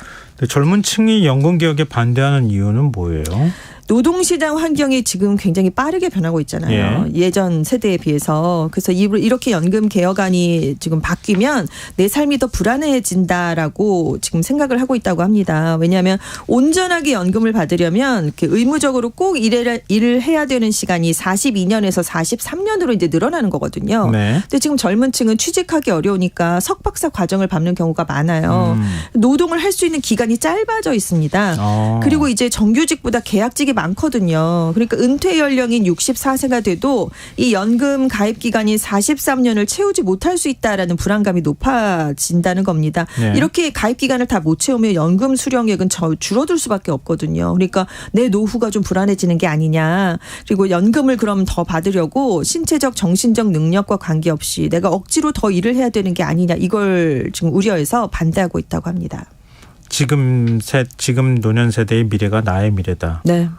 그게 오히려 더 연대의식이 있는 거 아닌가 그런 생각이 드는데요. 지금 연금 개혁에 반대하는 시위 점점 격화하고 있잖아요. 그렇습니다. 프랑스 전역에서 23일에 이제 이날 총파업이 한번 벌어졌거든요. 네. 9차 총파업이요. 전역에서 108만 명이 넘는 사람이 시위에 참가를 했고요. 400여 명이 체포가 됐는데 이날 시위제가 관공서와 공공기물에 방화를 하기도 했고요. 상점도 습격하면서 격화되는 모습을 보이고 있습니다. 학교도 문을 많이 닫았어요. 네. 교원 노조도 있으니까. 네. 쓰레기 수거업체는 2주 넘게 파업을 벌이고 있습니다. 파리에만 10,000톤 이상의 쓰레기가 쌓여 있고요. 노조가 28일에 10차 총파업을 하겠다라고 결정을 내렸거든요. 그래서 이번 사태가 장기화되면 마크롱 정부가 고립될 수 있다 이런 전망이 나오고 있는데 그러니까 최대 정치적 위기가 2018년 노란조끼 시위였잖아요. 그에 맞먹는 사태가 발생할 수 있다. 근데 마크롱 정부가 그때 약간 물러서긴 했지만 결국 2020년 지방선거에서는 참패를 했었거든요. 네. 그렇지만 지금 마크롱 대통령은 개혁안을 계속 강행한다는 입장이고 시민들도 결코 물러서진 않겠다라는 거기 때문에 프랑스 사회의 이 연금 개혁안을 둘러싼 혼란은 당분간 이어질 것으로 보입니다.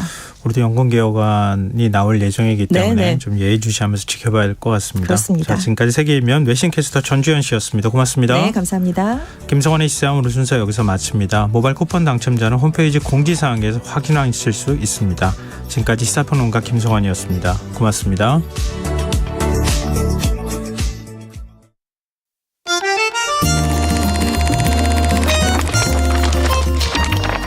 이다혜의 영화관, 정여울의 도서관.